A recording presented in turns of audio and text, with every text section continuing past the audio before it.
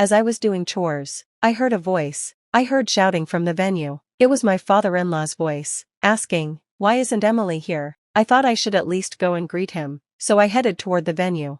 Then I heard my husband and mother-in-law laughing and saying things like, "If you're talking about that dirty woman, we've made her work in the back. What do you think a wife is for?" My name is Emily. I'm 23 and work in an office. I'm dating a guy named Steve. Our meeting was a bit unusual. I lived alone, and Steve lived in the apartment next door.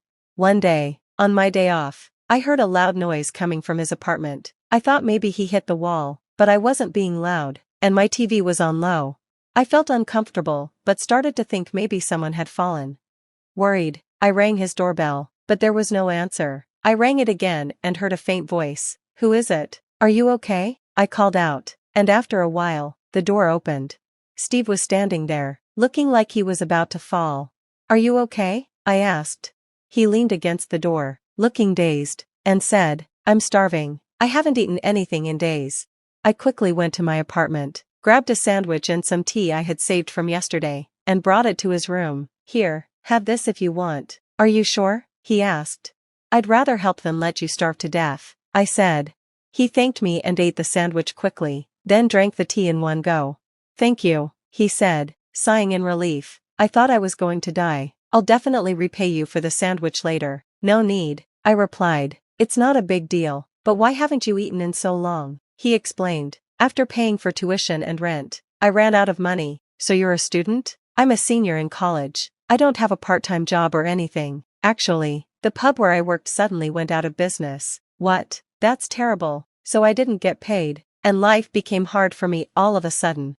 "Didn't you talk to your parents?" "I didn't want to worry them." "I understand, but I think you should tell them. It's dangerous if you collapse from hunger, like you almost did." "You're right. I'll be more careful." Right after that, his stomach growled. I couldn't help but laugh. "You must be really hungry." "Well, it makes sense since you haven't eaten in days." I decided to let him try my homemade cooking. He hesitated, but I insisted, telling him it would be bad if he collapsed from malnutrition. So, I made him fried rice in my room. "This is delicious. It's been a while since I had food this good." He ate quickly and happily, like a child, which was really cute and made me feel protective of him. We introduced ourselves and exchanged contact information. I told him to reach out if he ever needed help. It seemed like he found another part-time job soon after, and he got a job at a restaurant that provided free meals. "Thanks to you, I won't starve to death." "I'm glad to hear that." Recently, when I came home from work, I'd cook a little extra and invite him over to eat together. I was always lonely eating alone, so it was nice to have someone to share meals with. While I was thinking about that, he suddenly looked serious. "What's wrong?" I asked. As I asked nervously, he swallowed and said, "Emily, would you go out with me?" "Huh? I know I'm just a poor college student, and I'm not a good match for you, but I've fallen for you." I was surprised by his directness, but I also liked him, so I said, "I like you too, Steve." He was so happy when I agreed, and we started dating. We enjoyed spending time together, talking about things like whose room to hang out in since we lived next door to each other. Our relationship went smoothly, and after he graduated, he found a job. We decided to move into a bigger place when he started working. Although we had already been living together, we thought it would be better to share a larger room to lower the rent for both of us. We continued dating for a while and got married when I was 26, and he was 25. Even though we kept living in the same room, not much changed after our marriage. However, one thing did change right away: Steve's mother, who became my mother-in-law. Before, we had never been involved with her much, but after we got married, we had to see her more often. Even though she had never visited our home when we were living together, she started coming over a lot after we got married. "Emily, do you even clean the room properly?" she asked. "Look at all this dust. I can't reach that high, and I don't have time to clean up there after work." "What? You're talking back to your mother-in-law? You're a cheeky wife." "I just said I couldn't do what I couldn't do." "You're just full of excuses. I can't believe Steve married someone like you." My mother-in-law took every chance to criticize me. Since I left for work earlier and returned earlier than my husband, she would harass me non-stop until he came home. I tried to do the housework, hoping my husband would get home soon. "What are you making?" she asked. "Huh? I'm grilling fish." "Steve won't be satisfied with that. Make a more elaborate meat dish." "What are you doing, mother-in-law?" My mother-in-law threw the grilled fish I had made into the trash. I can't believe I left the daily cooking to you. From now on, I'll do it. If she cooked, that meant she'd come over every day. I didn't want that at all. There's no need, mother-in-law. I'll cook properly. No, I don't trust you. I'll come and cook every day. Just then, Steve came home. She immediately talked to him about it. Oh, you're going to help with housework, Mom? That's great. Please do, huh? Steve decided without even asking for my opinion. I'm looking forward to cooking with you, Emily, my mother-in-law said, smiling proudly. From then on, it was awful. She got a key from Steve and started coming into our house, waiting for me to get home from work. You're late. Don't just leave everything to me. I'm cooking. Start cleaning now. She made me do housework even when I was exhausted from work. Even if the house wasn't that dirty, she constantly watched me. If I took a break, she would scold me nonstop. I had no choice but to keep cleaning, which made me even more tired. She really did come every day to cook, and she even ate dinner with us. She would badmouth me in front of Steve, calling me useless. Don't cause trouble for Mom, Steve would say, blaming me instead of scolding his mother. My mother-in-law could come over every day because her husband was working abroad, and she lived alone, so she visited us often. She also started pressuring me about having a child. There's nothing better than having a child. Hurry up and have one or two. I tried to explain that it's not something we can just do right away, we have to wait. Younger people these days always have excuses, she said. I had Steve right after I got married. Huh? It's because you're working, she replied. What? I was a housewife, so I could have children right away. Her logic didn't make sense. If you properly support your husband's life, you'll have more time for children. You're too tired from work. What a thing to say. That's so cruel. I don't think it has anything to do with it. Shut up. If you don't get pregnant soon, we'll find another wife. Another wife? Of course, there's no value in a woman who can't have children. I was shocked by how she was speaking. It felt like such a discriminatory thing to say. You really are the type to always argue back. I'll tell Steve, she said. I thought she was the one who always argued back. When Steve came home, his mother immediately told him what happened. Emily, did you talk back to my mom? What are you thinking? Steve was instantly angry after hearing his mother's version of the story. It's probably your fault we can't have children, he said. What? Are you saying that too? There's no way it's my fault. What nonsense are you talking about? I was getting fed up with my husband, who always sided with his mother. I even started to think maybe it would be better to get a divorce. That's when my husband's grandmother, who had been in the hospital, passed away. A funeral was held, and even though I was thinking about divorce, I had to attend, but my husband and his mother told me not to come to the main area and to prepare things in the back. I had no choice but to make tea and do chores in the back. I decided that once the funeral was over, I would leave my husband. While I was doing the chores, I heard yelling from the main room. Why isn't Emily here? It was my father-in-law's voice. It seemed he had returned from his overseas business trip. Well, since it was his mother's funeral, it made sense that he'd be here. I thought I should at least go and greet him, so I headed to the main venue. Then I heard my husband and mother-in-law talking and smirking. It's obvious she's not family. We're making that dirty woman work in the back. They even said this in front of my father-in-law. I was shocked at how little things had changed. The next moment, my father-in-law's angry voice rang out. Are you kidding me? What do you think a wife is for? My husband and mother-in-law were stunned by his shouting. What are you angry about? They asked. Yeah, you really surprised us, my mother-in-law added. I'm disgusted that you two think like this, my father-in-law said. I'll call Emily. When I heard that, I went to where they were. Father-in-law, long time no see, I said. He looked surprised. Emily, did you hear that? Yes, I replied. As I walked in, my husband and mother-in-law gave me disgusted looks. Emily, could it be that you've been suffering from bullying from my son and wife? My father-in-law asked. I answered, yes. She came to the house almost every day to complain about me, and Steve joined in to blame me. My father-in-law glared at his wife and son. You guys are the worst. Have some shame.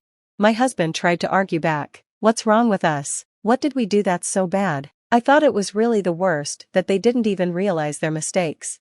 My mother, in other words, her grandmother, was always troubled by being bullied by her mother-in-law. That's why I wanted to be kind to my son's wife when I became a father-in-law. I never bullied her. You don't have any bad memories from my mother, do you? My father-in-law asked. Well, that's true, but even so, you're bullying Emily and making her suffer. What kind of nerve do you have? He added. Because this woman won't give us a grandchild. I think having a child is a blessing. Just because you had children early doesn't mean you should force that on your daughter-in-law. You guys are really hopeless, my father-in-law said, clearly upset. Then, he turned to me. Emily, what do you think? Do you want to continue your marriage with my son? My husband, looking shocked, said, Hey, Dad, what are you saying? I ignored my husband and looked at my father-in-law. I want to divorce him, I said. Hey, Emily, are you serious? My husband was flustered. Your mother told me that if I can't have a child, I have to find another wife, I said.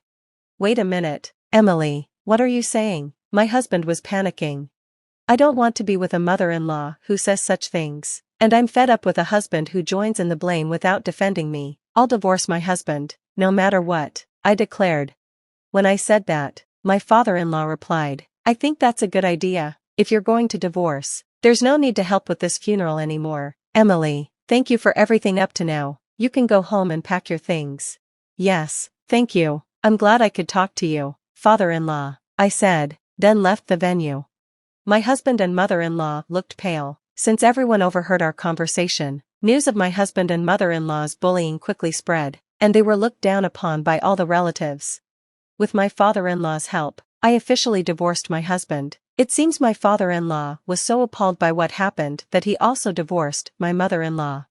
My mother-in-law was left abandoned by my father-in-law and had nowhere to go, so she went to my ex-husband's place, but since I had been paying for most of the living expenses, they soon started running out of money. My ex-husband had saved nothing, so the two of them were struggling to make ends meet. Well, it's none of my business, so I don't really care. As for me, I now live alone in a single-person apartment and enjoy my life. I recently started keeping a cat, so I don't think I'll be dating for a while. My sister-in-law, now mute and bedridden, was entrusted to my care by my in-laws, who had decided to take a vacation in Hawaii. Just before departing, my husband Jack made it clear that taking care of her was my responsibility, emphasizing that I shouldn't slack off. As soon as Jack and his family left for their vacation, my sister-in-law, surprisingly, sat up and suggested that we get going too. My name is Lisa, and at 29, I had abandoned my teenage dream of becoming a pop star, realizing its fleeting nature. I ended up in my late 20s, dating Jack, whom I met through a friend, largely due to my mother's persistent desire to see her grandchild. Jack, despite having once aspired to enter the entertainment industry, now worked at a prestigious trading company in downtown Manhattan. After college, I had worked at a bank until I got married, at which point I quit my job. On a visit to Jack's parents' house, I learned about his younger sister Lucy, who, as a child, had contracted encephalitis from influenza, leaving her mute and bedridden due to brain damage. Lucy's mother had primarily cared for her, but surprisingly, Lucy and I got along well, communicating through sign language. Over time, I naturally picked up sign language, and our bond strengthened. Despite this, my mother-in-law, who was quite different from Lucy, was consistently sarcastic and critical of me. Jack and I lived in a condo about 30 minutes away, yet my mother-in-law would occasionally show up unannounced, nitpicking and issuing traditional instructions like keeping Jack's shoes clean and neatly folding laundry. She referred to Jack as Jackie and insisted on outdated practices, such as not going to bed before him, regardless of how late he got home. During our dating and early marriage days, Jack had always been kind and never disagreed with me, despite his mother's influence. Initially, Jack was incredibly considerate. If I mentioned feeling unwell and suggested having dinner outside, he readily agreed. Likewise, if I expressed interest in a designer bag, he would purchase it for me the following month. However, approximately a year into our marriage, Jack began to change, or perhaps reverted to his former self. He started coming home late from work, consistently smelling of alcohol. On weekends, Jack claimed increasing work responsibilities, making him too busy for family time. Oddly, even during visits to his parents' home, he would decline my invitations to join him. Frustrated, I decided to confront him about the growing distance between us. "Jack, you've become so distant lately. It feels like you're a completely different person," I expressed. Jack glared briefly before dismissing my concerns. "That's not true. You're overthinking things," he replied. Unconvinced, I pointed out that he rarely spoke to me anymore. He told me to stop bringing it up and walked away, ending the conversation abruptly. One Sunday, Jack surprised me by announcing he was going home.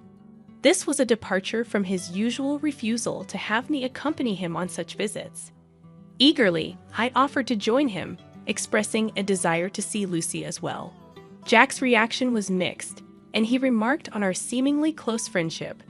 Despite his subtle grimace, I drove us to Jack's family home in Nebraska. Along the way, we stopped at a bakery to buy pastries as a gift. Jack's mother, who typically frowned at my presence, lit up upon receiving the pastries. When we arrived, she greeted us with a frown, as if displeased to see me. Undeterred, I handed her the pastries, and her expression changed like a child receiving a cherished toy. Curious about Jack's father, I inquired about him, learning he was out at a meeting. Jack's mother asked if I needed something, to which I replied that I didn't, just having something on my mind. He replied, "I hadn't heard anything about this from Jack. What's going on? Did you have something to tell your father?" I asked. Jack retorted, "It's none of your business." "What do you mean? We're a married couple, aren't we? Can you just stop nagging?" His mother chimed in, "Exactly. If Jack doesn't want to tell you something, you shouldn't be prying." Recognizing the futility of arguing, I chose not to respond. Just then, Jack's sister appeared. "Oh, Jack, you're here," she said. Jack seized the opportunity, saying, "Sis, perfect timing. I have something to discuss." She inquired, "What is it?" Jack proposed, "I can take a long vacation next month. I was thinking about a family trip to Hawaii." "How about you, sis?" She replied, "I'll pass. I don't have a passport." I was taken aback. Jack, usually busy with work, was suggesting a trip to Hawaii. Concerned, I asked, "Jack, is everything all right with your job?" His mother seemed displeased with my involvement and said, "You shouldn't meddle with decisions Jack has made." "You're really nosy, aren't you?" Jack's mother then revealed the real reason for the meeting. I was to take care of Lucy during their vacation. Though momentarily surprised, I realized staying with Lucy was more appealing than going to Hawaii with my mother-in-law. I agreed to take care of Lucy, but I questioned why they had to bring me all the way there for such a discussion. Jack explained he expected resistance and wanted his mother to convince me forcefully if needed. Dumbfounded, I left the room to go to Lucy's room. Lucy was delighted to see me and asked how I'd been. When I explained Jack asked me to come along to their parents' house, Lucy remarked on Jack's change in behavior. Lucy suggested I stay over, and we had a great time chatting. An hour later, Jack came to get me, and we headed home. Lucy gave me a slight wink, hinting at a shocking truth and an even more shocking plan. A month later, on the day of the Hawaii trip, Jack and I went to his parents' house. Despite not going to Hawaii, I brought luggage to stay with Lucy for a week. As departure neared, the family insisted that taking care of Lucy was my job, and my mother-in-law added, "Please get along well with Lucy. It's better for you to stay here, isn't it? If anything happens to Lucy, it's all your fault." Unfazed, I returned to Lucy's room. At that moment, Lucy sprang up energetically and called out, "Come on, let's get going." This echoed a recent conversation where Lucy revealed she could walk and converse, a secret she had kept since last year. "I suppose, why have you been hiding this from the rest of the family?" Lucy began sharing an unexpected tale, saying, "Actually, my father and mother are both remarried. I'm my dad's child from his previous marriage, and my sister and brother are from my mom's side." Surprised by this revelation, and considering the usual coldness from my mother-in-law towards Lucy, I couldn't help but think, "I thought so. Is that so?" Lucy confirmed, yeah, my mom despises me. And I didn't want to talk to her, so I pretended that I couldn't. Curious about her father's knowledge, I asked, "And your father?" Lucy explained, "Dad knows everything. He's always on my side." Understanding the situation, I said, "I see. That's why, regarding this trip to Hawaii, I'm thinking we should go too." Perplexed, I asked, "Huh, what do you mean?" Lucy explained, "I mean, I'm planning to go to Hawaii on the same day with you. We'll even stay at the same resort." Her proposal caught me completely off guard, and I responded, "What? I'd be thrilled to go to Hawaii with you, Lucy. But do you even have a passport?" Confidently, Lucy revealed, "Of course. I secretly got my passport last month. And don't worry about the expenses. My dad is covering our plane tickets and the resort, including yours." Excited about the unexpected turn of events, I said, "I see. I'm really looking forward to this." That's how we ended up at the airport, Lucy and I, arriving in Hawaii early in the morning. My father-in-law, who had been supportive, was there to see us off. Expressing gratitude, I said, "Thank you, father-in-law. I feel guilty for all the plane tickets and resort fees you've covered." He reassured me, saying, "Don't worry about it. As long as you two have fun, I'm happy." After landing, we took a taxi from the airport and checked into the resort hotel. Lucy and I were sharing a room, and as we settled in, I mentioned to Lucy, "Your father seems pretty well traveled." Lucy shared, "Yeah, he's been on several international business trips. He's even been to Hawaii a few times." Planning a surprise for Jack and the family, Lucy said, "So what's the plan? I'm guessing my mom and everyone will dine at the restaurant here tonight. I'm thinking of surprising them." Excited about the idea, I replied, "That sounds like fun. I'm excited. Should we get some rest to recover from jet lag?" Lucy agreed. That sounds like a good idea. Unable to sleep on the plane, we took a shower, climbed into bed, and quickly fell asleep. Waking up around late afternoon, Lucy was already awake and starting to wear makeup. Apologizing for sleeping too much, I reassured her, "No, don't worry about it. I just woke up too. We really had a good sleep, didn't we?" Fully recharged and ready for our battle. Around 7 o'clock, I suggested, "I'll go and check the restaurant." As I looked for Jack and his party, I found them dining joyfully from the shadows near the entrance. Venturing deeper into the restaurant, I spotted the back of a young woman I didn't recognize. This puzzled me, as there hadn't been such a woman when they left Jack's parents' house. Straining my ears, I could intermittently hear Jack and my mother-in-law's voices. "I'm glad it's not that woman today. Yeah, I really drew the short straw. She's tainted my family record. If only we had an elegant daughter like her from the start. I want to divorce her and start fresh soon. Try to find a reason for the divorce and extract hefty alimony from that woman. Even without a cause for the divorce, it's fine. I can fabricate as many as I want. She's so bad that I want to throw her in the trash. I want to see my grandchild from you and her." My mother-in-law was giving the woman a smile she had never shown me before. I was driven by the urge to step forward and see the woman's fate, but I held it in. I returned to my room and told Lucy that it took a while. "I'm sorry, I saw something shocking. Jack brought a woman that I've never seen before." "What?" I was about to scream. Jack and my mother-in-law were continuously bad-mouthing me, and Jack even said he would find a reason for divorce. That's terrible. Jack called me a bad catch, but seeing him with another woman, I felt relieved. Now I can divorce him outright. That's a good thing. Shall we make our entrance then? Lucy and I headed towards the restaurant hall. When we entered the restaurant, we requested to sit near Jack's table and were able to get a seat quite close to them. They didn't notice our arrival as we were sitting quite close. We could hear their conversation, which was still filled with derogatory comments about me. I was amazed and ended up giving a bitter smile at how they could badmouth me indefinitely. Seeing my face, Lucy gave a nod with a smile, a cue for us to begin our counterattack. I stood up from my seat, stepped forward towards Jack, and shouted, Are you all having a good time? I'll never forget the look on Jack and my mother-in-law's faces at that moment. Their mouths agape and eyes wide open. They froze for a few seconds. After a few seconds, my mother-in-law finally spoke. "Why are you here? And how did Lucy get here without a wheelchair?" At her words, Lucy stood up, gave my mother-in-law a smile, and said, "I don't need a wheelchair. Thanks to you, my body and speech have returned to normal. I must have caused you quite a bit of trouble for a long time. Lucy, when did you regain your ability to speak?" "I wonder when that was. Maybe last year." "Then why did you hide it until now?"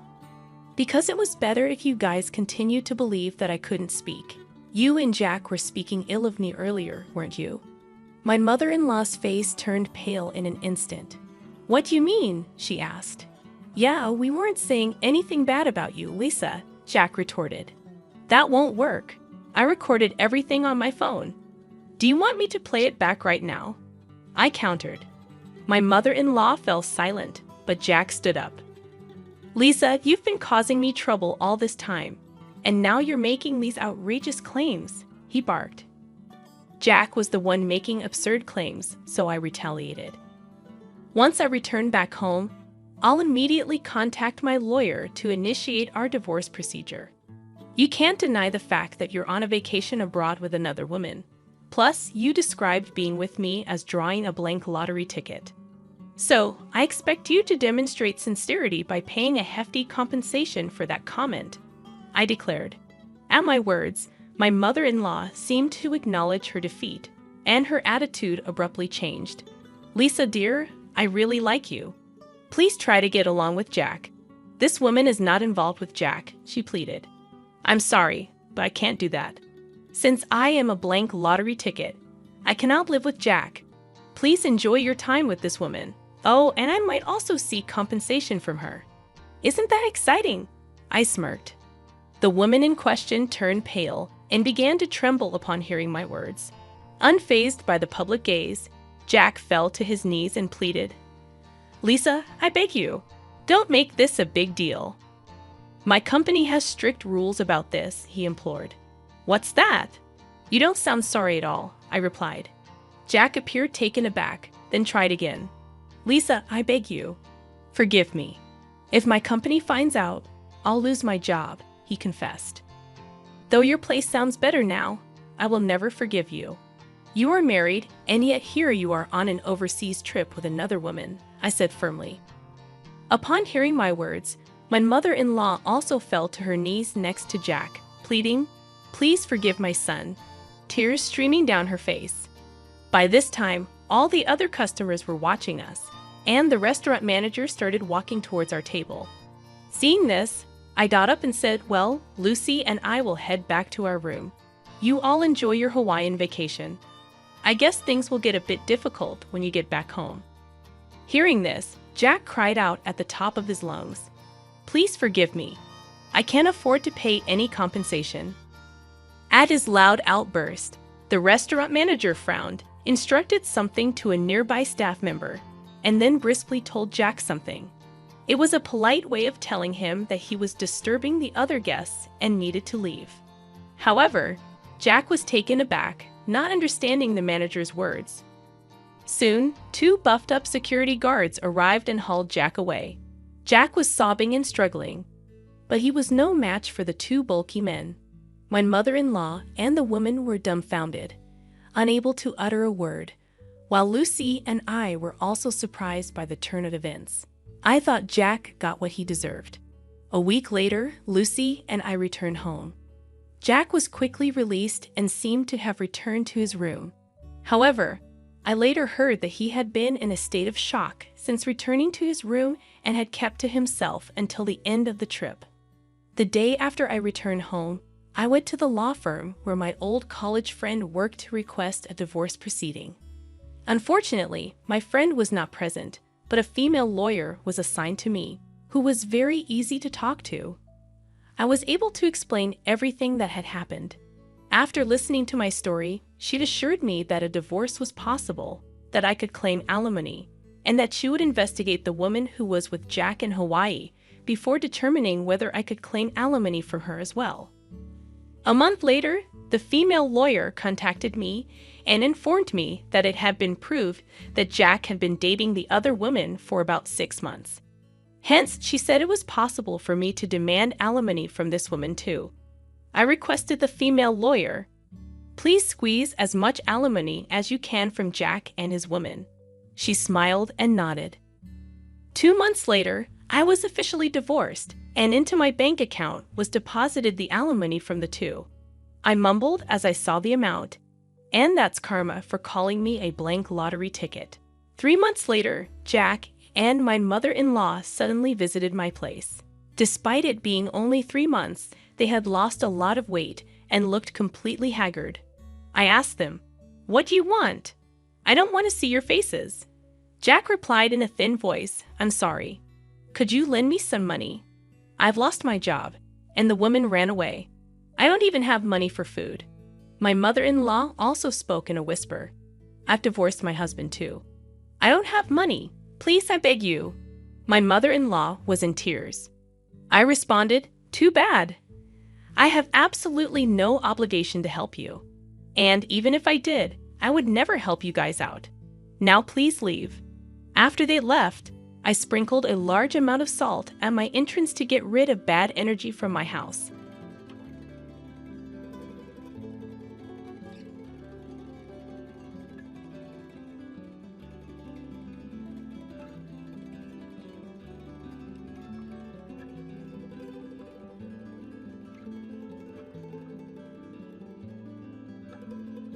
Hey everyone, I'm Claire, and I want to share a chapter of my life that revolves around challenging relationships with my in-laws and husband.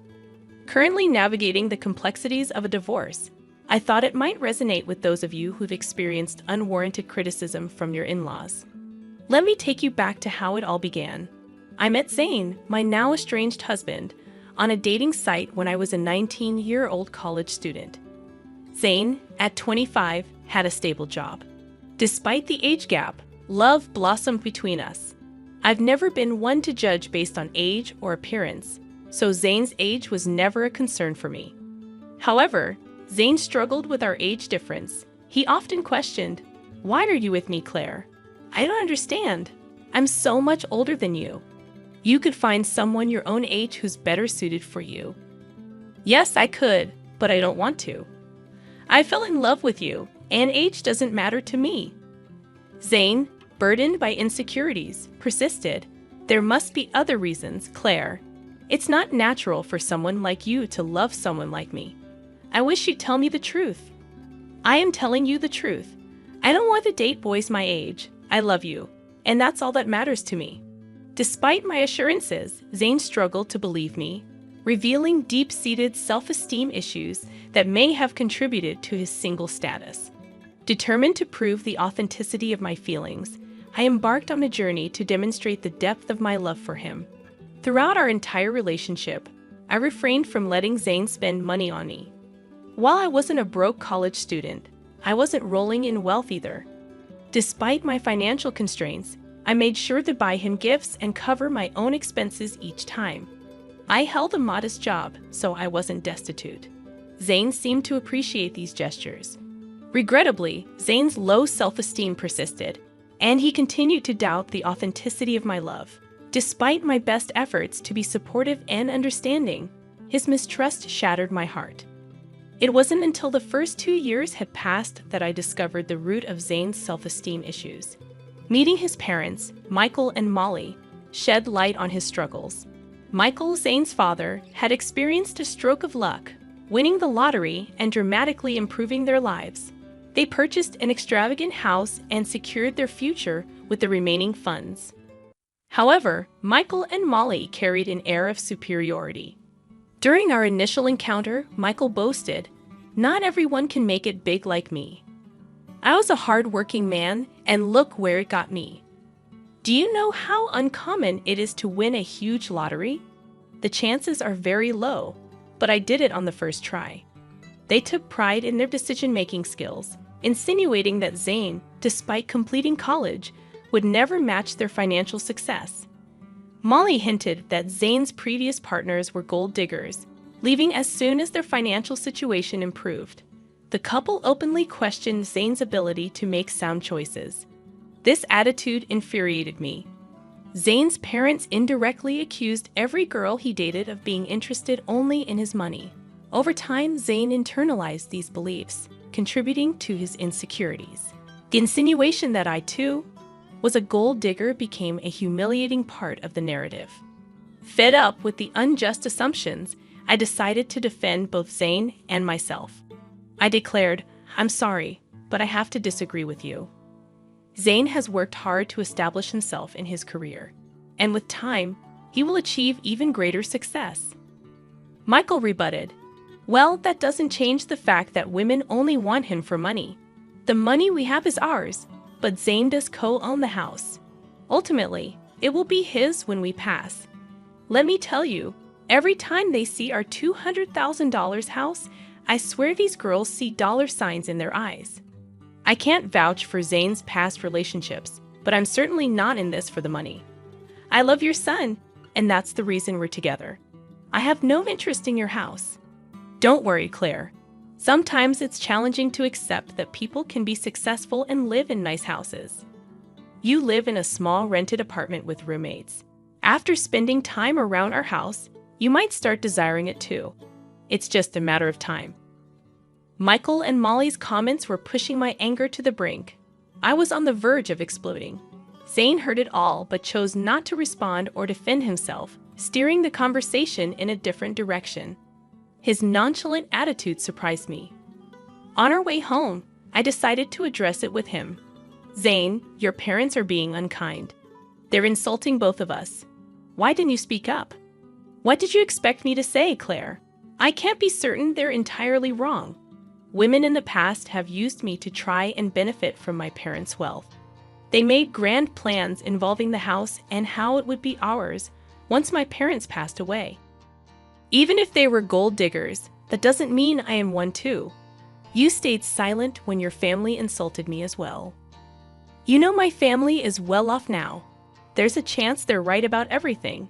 I'm not saying you had bad intentions, but I can understand why it might seem questionable. You don't have parents, so you rely on my inheritance alone. What you're suggesting is absurd, Zane. I've never pressured you to spend money on me. And just because I don't have an inheritance doesn't give you the right to label me a gold digger." Zane remained unwilling to acknowledge my concerns, insisting that he loved me and the reasons behind it didn't matter. He shrugged off the need for further discussion. While some might have found solace in such assurances, I couldn't accept the thought of him harboring negative beliefs about me. I attempted numerous conversations, hoping to make him understand my perspective. I even suggested therapy, recognizing its potential benefits for him. However, he adamantly claimed there was nothing wrong, causing me to eventually abandon the effort. As time passed, I distanced myself from his family. We became engaged shortly after my college graduation, and although my job paid decently, I started saving to contribute to our wedding expenses. We split the costs evenly and got married when I was 22. However, the subsequent 3 years turned into a tumultuous period of my life. Zane frequently visited his parents, returning home in a sour mood each time. I knew Michael and Molly were still taunting him and branding me as a gold digger. Despite my pleas for Zane to limit contact with them, he continued to engage with his parents.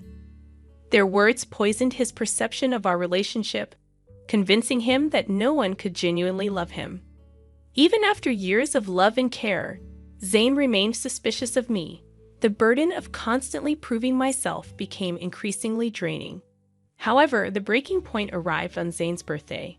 In line with his preference for small celebrations, we had a quiet cake party at home. I presented him with the expensive watch he had desired.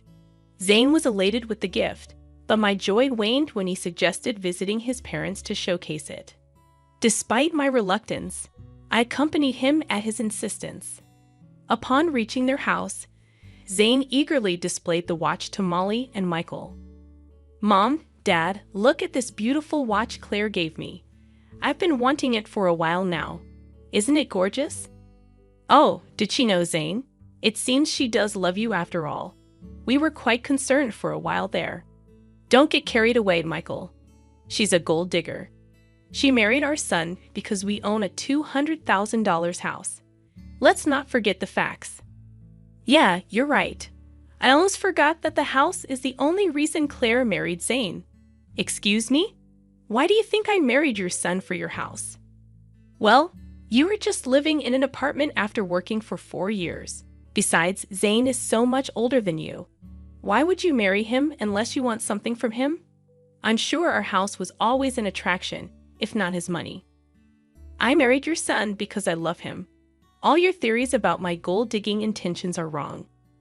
Zane knows the truth, and he will tell you that, won't you, Zane? To my complete surprise, Zane remained silent. I was already feeling uncomfortable with my in-laws' belief that I was a gold digger, but Zane's reaction, or lack thereof, shocked me. He kept his head down and avoided eye contact with me. Feeling perplexed, I decided to push him a bit. I couldn't fathom why he wasn't standing up for me. Why are you not saying anything? Your parents always thought I was a gold digger. How will they know the real me if you don't tell them? Why are you quiet? Tell them they're wrong. I don't know what you want me to say, Claire. I don't know if my parents are off the mark. There might be a possibility that you're after this house. Are you serious right now, Zane? You believe I married you for your assets? He's not wrong to think like that. It's suspicious that you've never considered buying a house. You haven't even discussed it with him. For someone renting a place, owning a house should have been a priority. Yeah, it should be a priority, but you've chosen not to work toward owning a house. Our place is expensive, and you can't afford something like this even if you tried. So you decided to marry Zane and settle here. That makes more sense to me. I mean, why would you marry me, Claire? You might have feelings for me, but I think there's more to it than just love. I found myself speechless after this exchange. All the love I had for Zane seemed to have been reduced to nothing. At the end of the day, my in-laws and even my husband viewed me as a gold digger. While my in-laws' reaction bothered me, it was Zane's response that devastated me. In that moment, I made a decision. I wanted a divorce. I didn't immediately disclose my decision to them. I waited for the right time. So when Zane and I returned to our place, I contacted a lawyer and initiated the divorce process.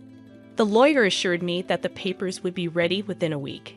In the meantime, I opted to stay in a separate room. Zane assumed I was just letting off steam and had no idea of what was coming. When the divorce papers finally arrived at my parents' house, I packed my bags and left. When Zane called me in a panic, I instructed him to come to an address and bring my in-laws along. Despite his confusion, he agreed. Upon their arrival, I was waiting on the porch. They looked taken aback by the house. I said, "You must be wondering why I brought you here. It's a beautiful house, isn't it? No one can compare their house to this. It costs around $2 million in today's market. Pretty expensive, but worth the money. There's also furniture with an added value of millions. What is this place, Claire? I don't know why you have access to such a house. Why don't you guys come in so that we can talk? I can't tell you everything on my porch." "What do you mean by your porch?" I brushed off their astonishment and walked inside. They trailed behind, even more impressed by the opulence within. The owners of the house had spared no expense. As we settled down, I took a deep breath and addressed them. "I've reached a decision, and that's why you're here. I filed for divorce. Here are the papers. We can proceed with an uncontested divorce if you agree." "What? I don't understand. Why are you filing for divorce?" Zane's voice held a mixture of confusion and concern. "Because you and your parents believe I'm a gold digger. You think I'm after your house, right? Despite my assurances, you refuse to listen.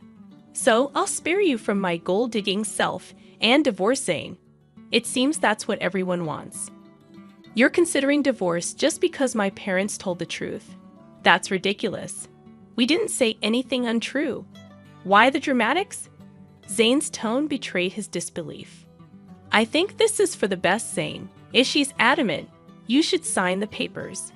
At least then you'll find someone who truly loves you." His mother interjected, her expression unreadable. "Why did you bring us to this house? Do you expect me to buy this for you as part of our divorce settlement?" Zane's voice carried a tinge of accusation.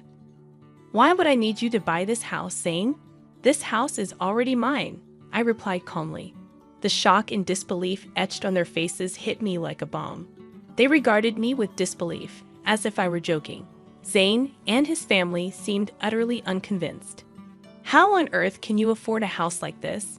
You're renting, and your job isn't enough to cover this. Stop lying to us," Zane's father demanded, his tone sharp with suspicion. "I'm not lying, Zane. Remember when I mentioned that my parents left me some inheritance? Well, this is the house I was talking about. It's under a trust now, but I'll officially inherit it when I turn 30. I don't work a high-paying job because I have a trust fund waiting for me. That's impossible. Your parents passed away a long time ago. They should have let you have the house earlier." "Well, you see, my parents were aware of the potential leeches I might attract. So they instructed me never to disclose the house or trust fund to anyone. Call it foresight. But they knew someone could exploit me. Hence, they placed everything in a trust to keep it safe until I reached 30. By then, I'd hopefully be settled with someone who genuinely cared about me, not my inheritance." "Oh my God, Claire. You should have told us about your wealth. We had no idea. This is a sizable house you have. We could all live very comfortably here." "Yeah, you should have shared that sooner. We thought you were after our house. We could have avoided all the misunderstandings." I'd always knew Claire was perfect for Zane. I've been saying she's a great woman. Look how wealthy she is. Zane really found a great match. Hearing this, I couldn't help but laugh. Their attitude toward me had shifted so rapidly that it made my head spin. What was even more bizarre was that they soon seemed to forget about the divorce filing. I took out the divorce papers and signed them. As I was saying, "Here's my signature for an uncontested divorce. You can just sign these to make it easy if you want to fight. We can take this to court. I won't live with you anymore." "Claire, listen to me. There's no need to rush this. You've already proven you're not a gold digger. There's no reason to get a divorce anymore. We'll even apologize for any misunderstanding. That should make things better, right?" Yes, Michael is right. We are sorry, Claire. We doubted you for no reason." "I don't want your insincere apologies, Zane. For 2 years, you allowed your family to berate me and label me a gold digger. I expected you to at least defend me.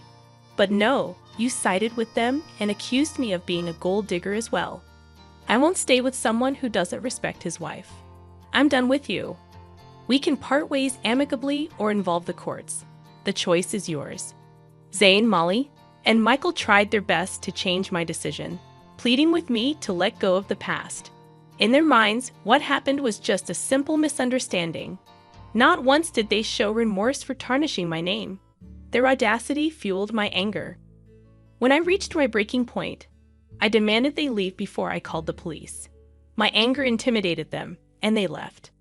Over the next few weeks, Zane and my in-laws continued to harass me daily. They begged, pleaded, and even offered bribes to convince me to stay. Their belief that I could be swayed with money only intensified my fury. It revealed that they still considered me motivated by financial gain. The irony was that, as Zane co-owned the house with his parents, I was entitled to half of his share. This realization fueled their desperation for reconciliation. Despite their attempts, I remained steadfast in my decision to part ways. I relocated all my belongings to my parents' house, asserting my right to stay there even before officially taking ownership. Zane and the in-laws persisted in reaching out, prompting me to change my number entirely. I wanted to avoid their constant attempts to contact me from unfamiliar numbers. Zane attempted to discuss matters at my workplace, but security was informed and asked him to leave. Zane still hadn't signed the divorce papers, holding out hope for a change in my decision. Nearly a year has passed since I initiated the divorce proceedings. With only a year or less remaining before the legal process concludes, I've managed quite well on my own. living independently. I've found happiness and financial stability. While I've gone on dates, I'm not considering anything serious at the moment. According to a cousin of Zane's, they are apprehensive about paying me my entitled share of the house. Legal fees are piling up, and their savings are insufficient. Zane is even pushing for a sale, harboring resentment toward his parents for the upheaval in his life. At this point, I simply don't care and only want to be free from that toxic family.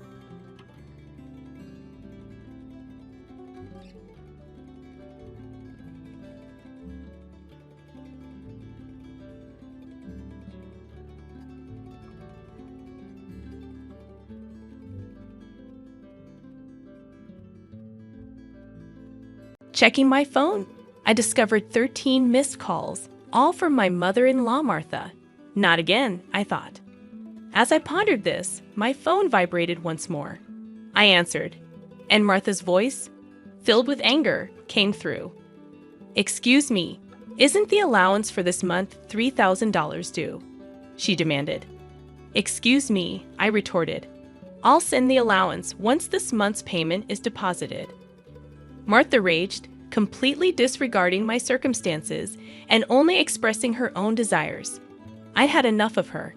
Even in this situation, she didn't reflect on her words and actions. I felt I had no choice but to resort to my last option. I pulled myself together and bled out to my phone. "Your son has passed away, so I can no longer send the allowance. My name is Jennifer Smith, 32 years old. I'm a busy working woman at a major financial firm and also a housewife."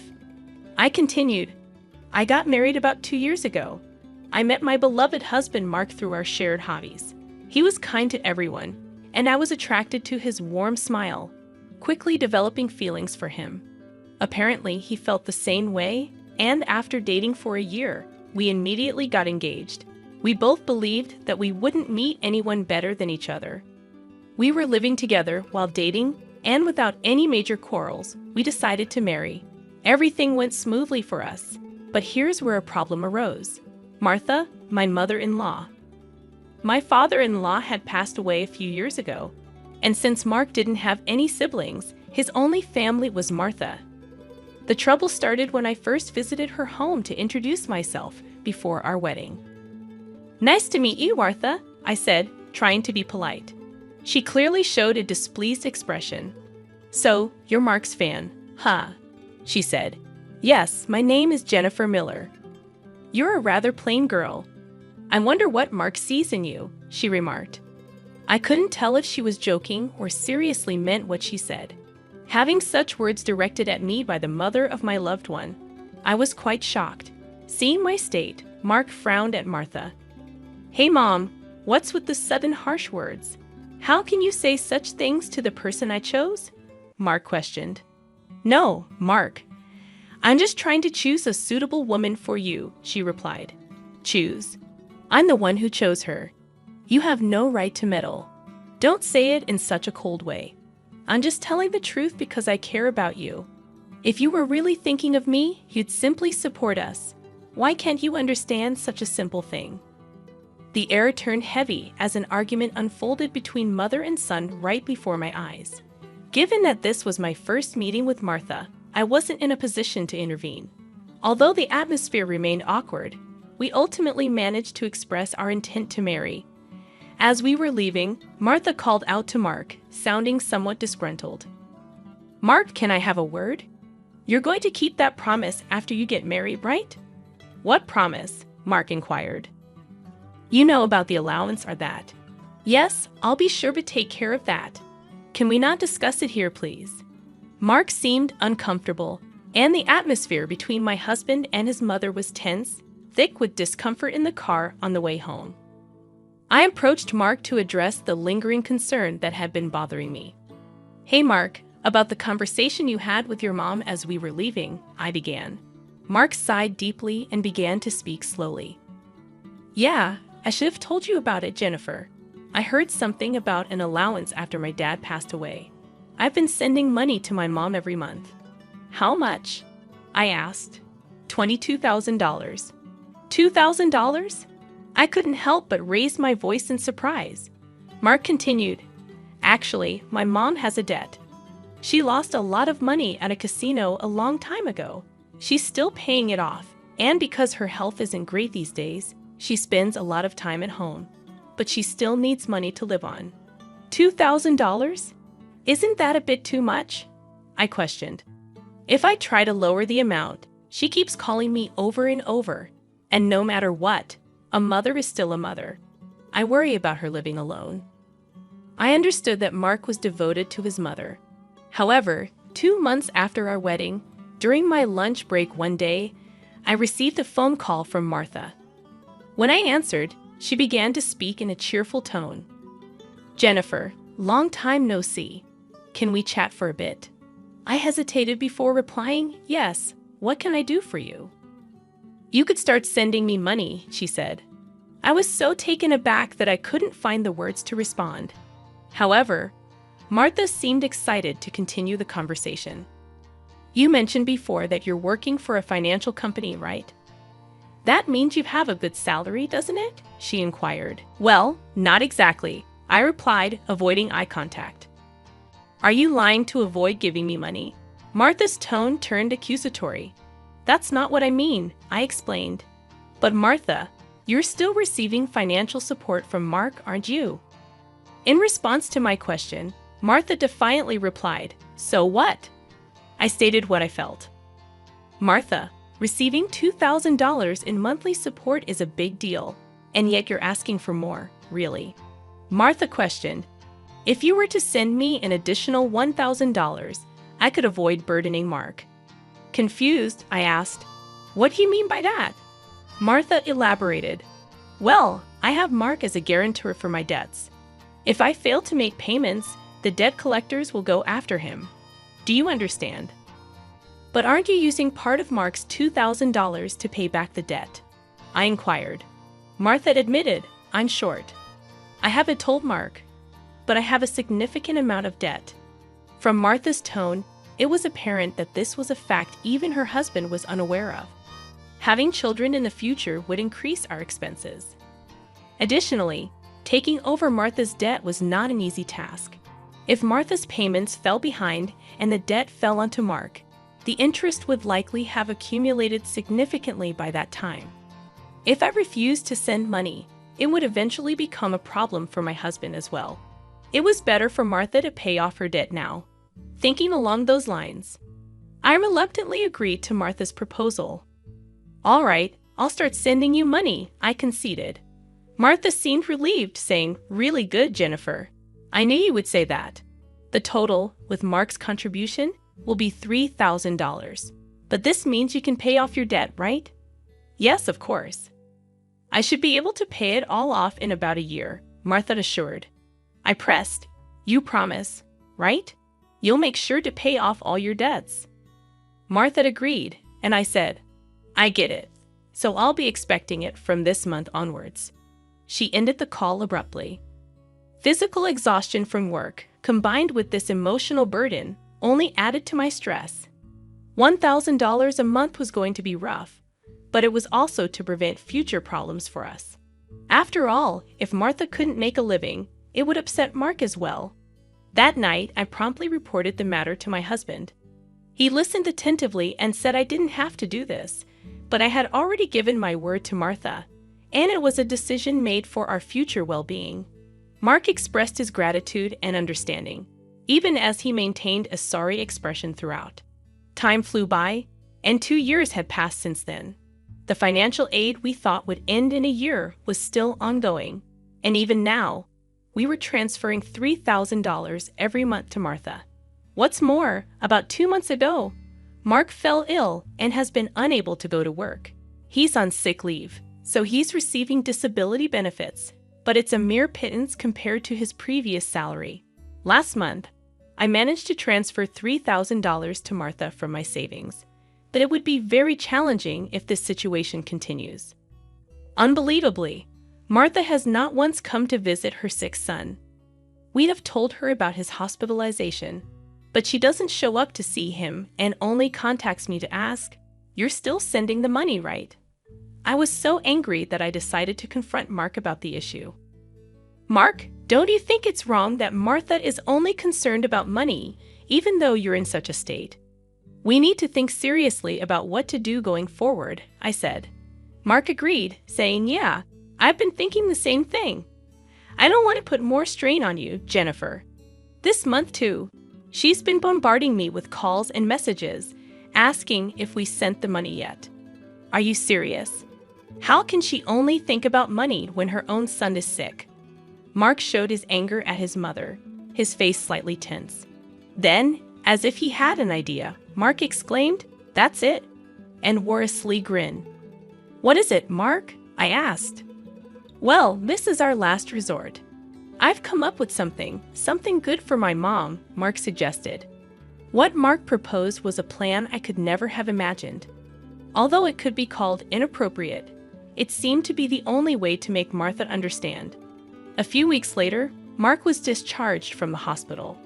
Martha didn't reply to any of our messages, so we didn't tell her about Mark's discharge in the last 2 weeks.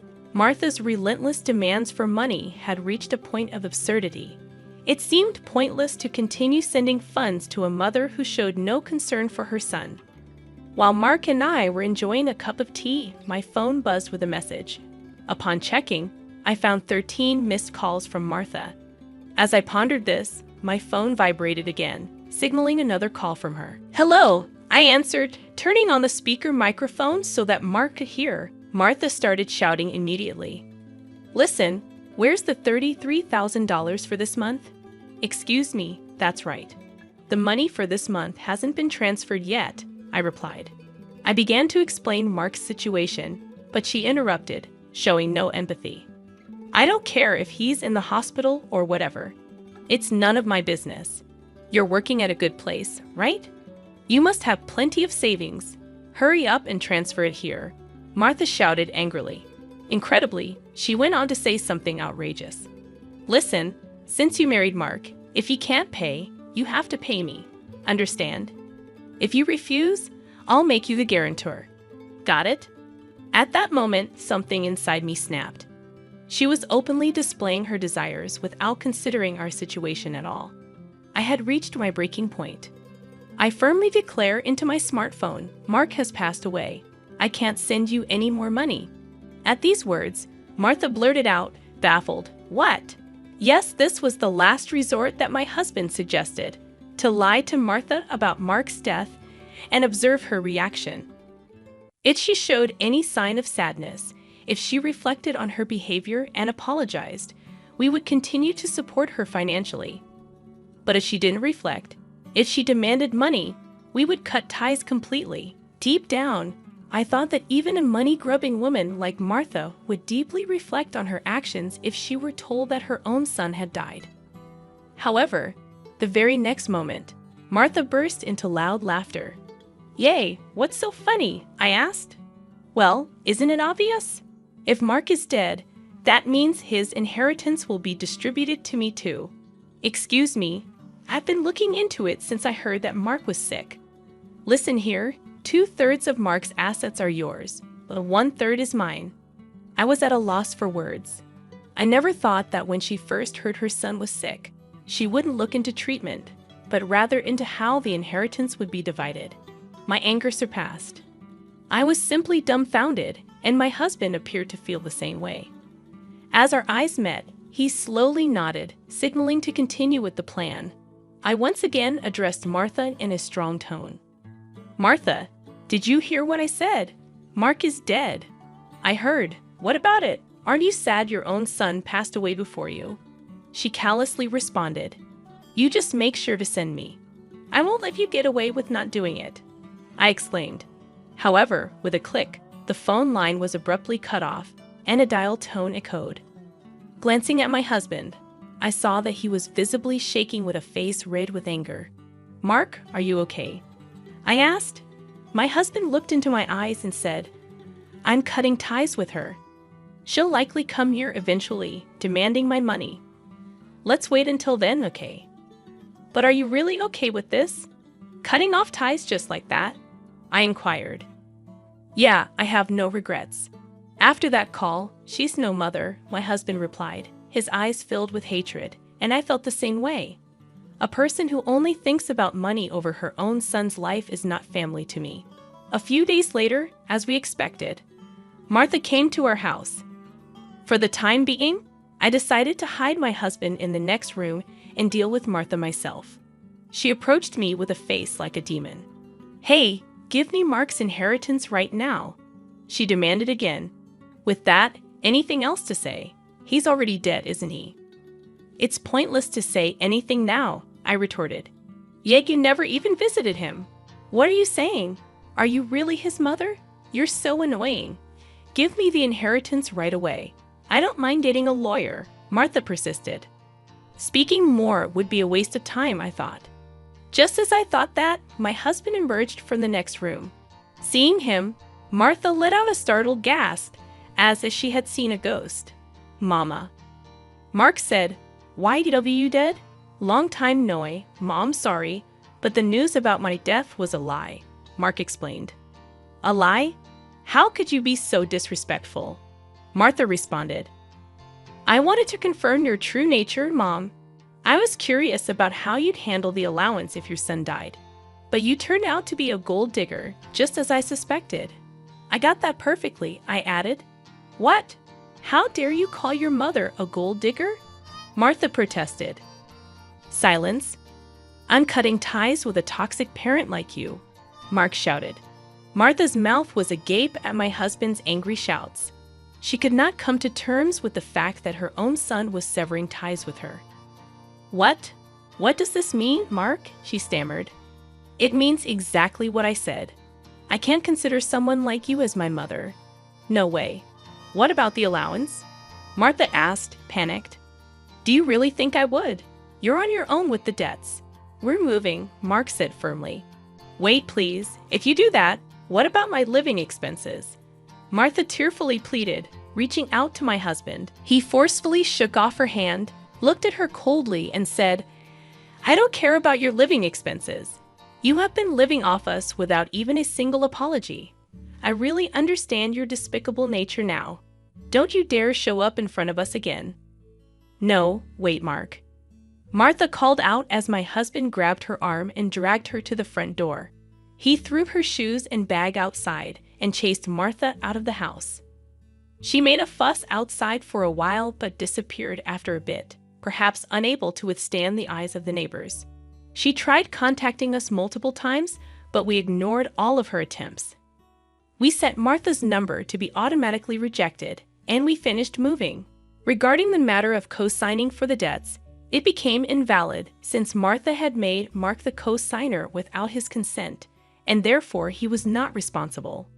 Without the allowance from us, Martha seems to be leading a miserable life. It's only natural, as she had been using the allowance for her gambling habits instead of paying off her debts. She still has a mountain of debts and is chased by debt collectors every day. She can't gamble anymore and seems to be working from dawn to dusk. For the foreseeable future, it's unlikely that she will be able to pay off her debts completely. She will have to keep working until she is unable to move. This is entirely her own doing. As for us, we are spending fulfilling days in our new home. My husband's condition has stabilized, and he has returned to work. After some time, there's a new life growing in my belly. We're going to have an additional member in our family next year. From now on, we want to spend happy days as a family of 3.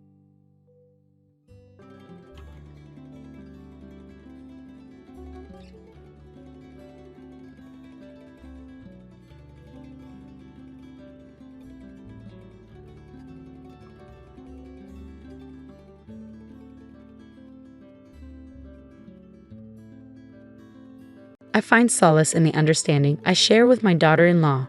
Following my husband's funeral, my mother-in-law, blissfully ignorant, bid me farewell with a radiant smile as she drove me away.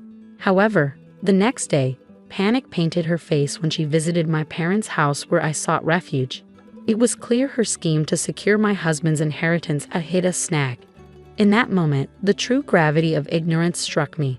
My name is Emily. I'm 39, married to John, who is 2 years my junior. We have a daughter, Rose, in 1st grade. Living with my mother-in-law began a year ago after my father-in-law's passing. Concerned about her solitude in their spacious home, I agreed to the cohabitation. Initially, we split living expenses, offering some relief. Yet, unexpected challenges emerged as my mother-in-law started criticizing me for sharing household chores with my husband. She disapproved, asserting that it was unfit for the head of the family to engage in such tasks. Despite my role as the primary breadwinner due to a 2-year age gap with my husband, my mother-in-law remained oblivious to this fact. Frustrated, I pleaded with my husband to enlighten her about our financial dynamics, hoping to resume our shared responsibilities. However, he hesitated, revealing his reluctance to take on additional chores. Disappointed, I realized a new facet of my husband's character. Eventually, labeled a failure as a wife, I found myself shouldering all household duties alone, while my mother-in-law, a full-time housewife, remained oblivious to the imbalance. It's almost comical that she isn't fulfilling her role as a housewife, considering she should be sharing the household chores. With my husband now liberated from domestic duties, he started venturing out alone on his days off, donning casual attire despite claiming to be at work. Skepticism gnawed at me, questioning the authenticity of his purported work engagements. Moreover, on weekends, he began frequently checking his smartphone, leaving me curious about what captivated his attention. Despite my interest, he guarded his phone closely, leaving no opportunity for me to investigate. His supposed overtime hours were also inconsistent. He often returned home around the usual time or just an hour later. While suspicions of infidelity lingered, observing his routine on weekdays made me question the validity of such thoughts. A few months later, anomalies in my husband's behavior became more apparent. He had been consistent in contributing his share of living expenses, but now, instead of the customary $670, he was depositing only $600 or sometimes even $540.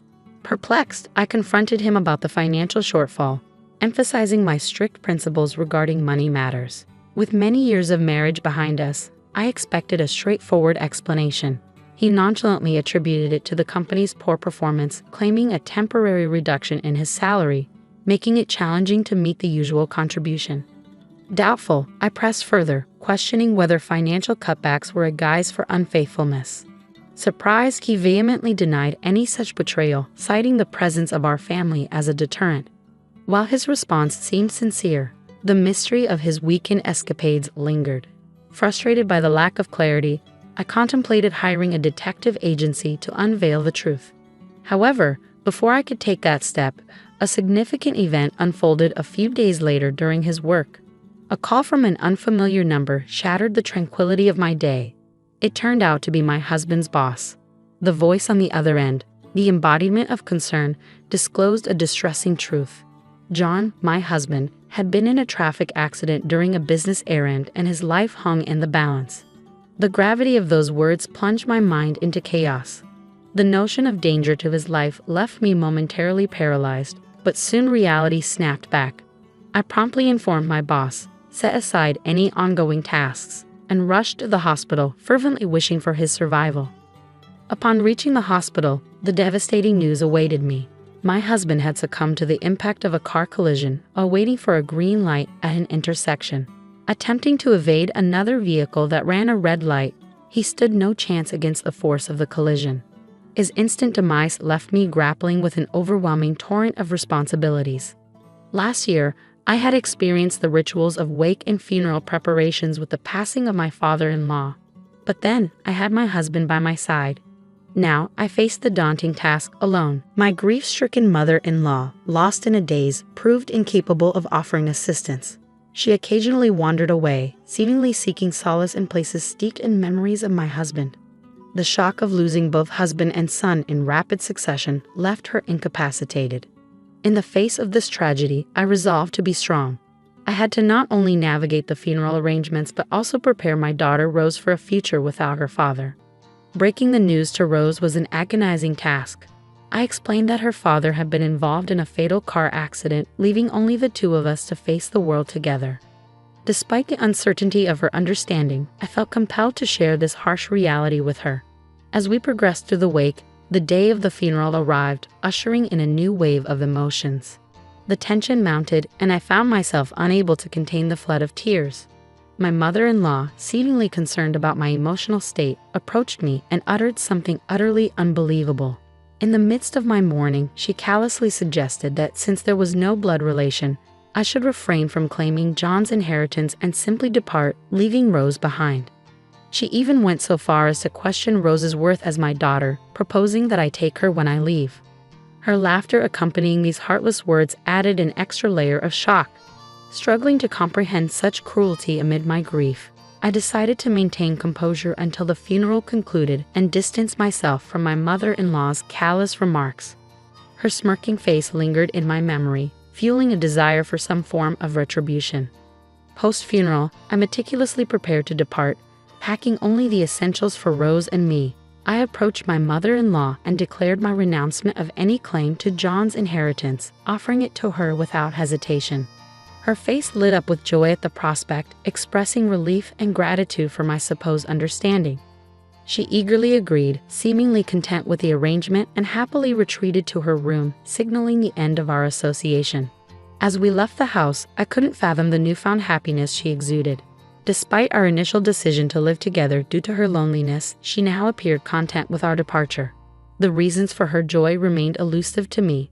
Upon reaching my parents' house, I recounted the entire ordeal to my father, who was understandably outraged. He condemned my mother-in-law's actions, deeming her concern for inheritance immediately after John's death despicable. Concerned about our financial stability without the inheritance, my father pondered our future. However, I assured him that we would manage without it, having handled expenses on my salary alone for the past month or two. Expressing his concern for Rose's future and the importance of saving, my father generously offered us a place to live. Grateful, I accepted his kindness. Regarding my husband's inheritance, I revealed a document to my father that had recently arrived from my in-law's house. A report titled John's Conduct Investigation. It contained shocking revelations about my husband's true nature. As I spent time at my parents' house on John's bereavement leave, contemplating our next steps, the doorbell incessantly rang. Irritated by the persistent ringing, I opened the door to find my mother-in-law looking pale and agitated. Confused by her sudden change in demeanor, I responded through the intercom, urging her to stop shouting. Her outburst about my knowledge of John's substantial debt disturbed the neighbors. Reluctantly, she acquiesced to a quieter conversation, but her unexpected visit begged the question.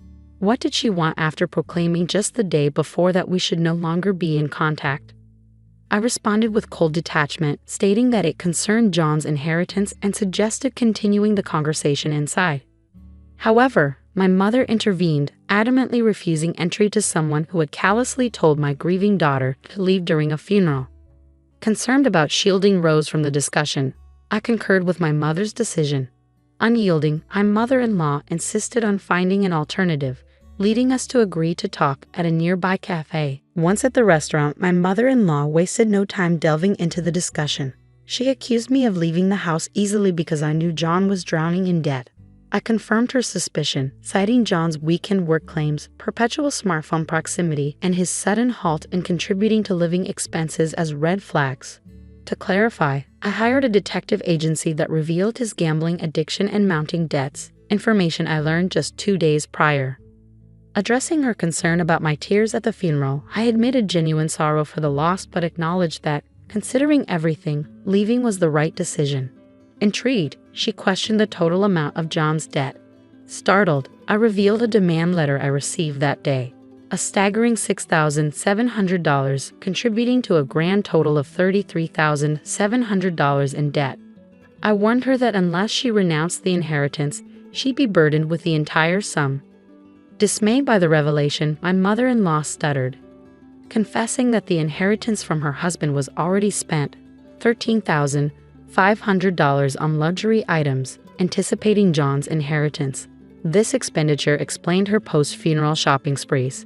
Realizing her financial recklessness, I acknowledged my inability to assist with her debt and urged her to handle the renunciation herself. I left, and in subsequent events, she managed to renounce John's negative inheritance, but the $13,500 debt remained. Attempts to seek help from relatives failed due to the rumors of her actions on the day of the funeral. In contrast, life for Rose and me took a positive turn. Despite Rose transferring schools, she embraced her new environment energetically. Living with my parents allowed me to focus on work, providing a stable income. We now spend quality weekends together, exploring shopping malls, visiting theme parks, and enjoying activities we couldn't during John's lifetime. Supported by my loving parents, our days are filled with smiles, and I am determined to sustain this newfound happiness.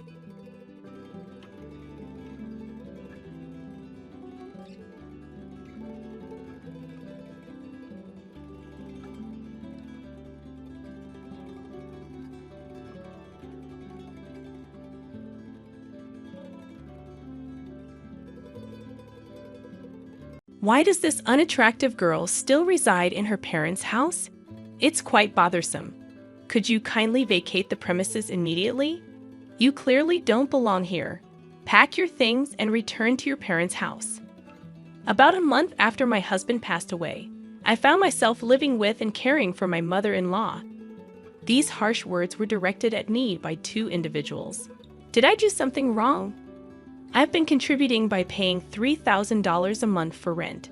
However, if they view me as a nuisance, I'll leave the house as they wish. A month later, an apology came from my mother-in-law, tears streaming down her face. But apologies alone won't resolve the issue.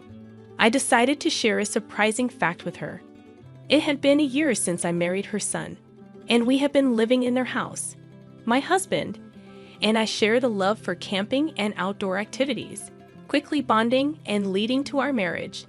Now I was taking care of my mother-in-law, who had been alone since my father-in-law's passing. Her initial animosity turned into gratitude, and we built a genuine parent-child bond. My husband and I had a decent income, and we were giving her $3,000 a month as rent. Despite this, financial troubles arose. My sister-in-law, who didn't live with us, began making frequent demands for money. I intervened when she asked for financial help, suggesting ways to cut expenses instead.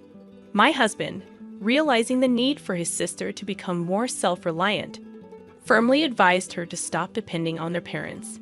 This created a rift, but my sister-in-law reluctantly changed her behavior regarding money matters.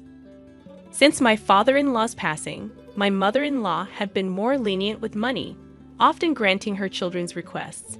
However, it became apparent that my sister-in-law was exploiting this generosity, demanding larger sums of money. Taking charge of the family's finances, my husband managed the situation. One day, as I went to work, he wasn't feeling well and had gone to the hospital in the morning. At first, I believed it was just a common cold, but during lunch, my husband called, revealing that it wasn't just a cold. They had discovered cancer. The tests indicated that it was quite advanced, and I was told I had approximately a year left to live. His shocking words rendered me speechless, and panic set in as my thoughts froze.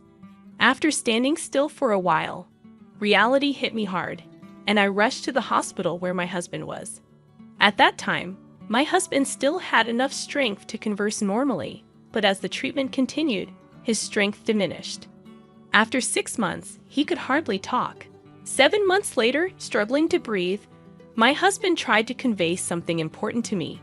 The content of his words was surprising and left me in shock. I spent several days absorbed in those thoughts, but a week later, my husband passed away. I couldn't believe it. I couldn't grasp what was happening. However, after his passing, I was busy with a funeral week and settling his affairs. Days passed, and just when I thought I could finally start coming to terms with my husband's death, an unexpected incident occurred. I have something to talk about. Is now a good time? My sister-in-law asked. Of course. What would you like to talk about? How much did you hear from my brother?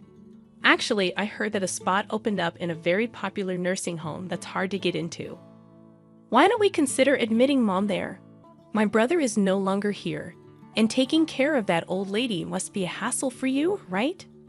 My sister-in-law's smirk about this topic made my heart clench. To bring up such a topic right after my husband's death, but looking into her eyes, I could tell she was serious. This house is too big for just that old woman. Don't you think it's a waste if my family and I live here? You can live alone without any worries. I think it's the best choice for everyone." While my sister-in-law didn't say it explicitly, her remarks gave the impression that she had been eagerly awaiting my husband's death. The way she trivialized my husband's death and her disdainful attitude towards my mother-in-law, I couldn't tolerate it anymore.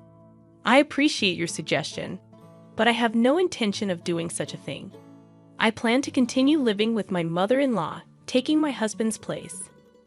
When I firmly declined, my sister-in-law left the house in a bad mood. Originally, it seemed she viewed my mother-in-law as a convenient source of money, so her attitude was not surprising. However, I was honestly shocked by her blatant actions. Nonetheless, I had no intention of letting my sister-in-law have her way, nor did I plan to put my mother-in-law in a nursing home. But an event a week later shook my resolve. Upon returning from work, I found my mother-in-law glaring at me angrily, and my sister-in-law smirking beside her. "I'm disappointed in you. I want you to leave this house. How dare you plan to put someone in a nursing home without consulting? What are you trying to do, take over the house?" "No, that's not my intention." "What do you mean? Why don't you just be honest? It was your proposal, wasn't it? You said to put Mom in a nursing home and sell this family home, and suggested we split the sale proceeds, didn't you?" "I never said such a thing." Shocked by this unexpected betrayal, I struggled to speak, but managed to express my thoughts. I was genuinely taken aback, completely unprepared for such forceful tactics just because things weren't going her way. The pain and sadness enveloped me as my mother-in-law looked down on me as if I were worthless. "I don't consider you family anymore.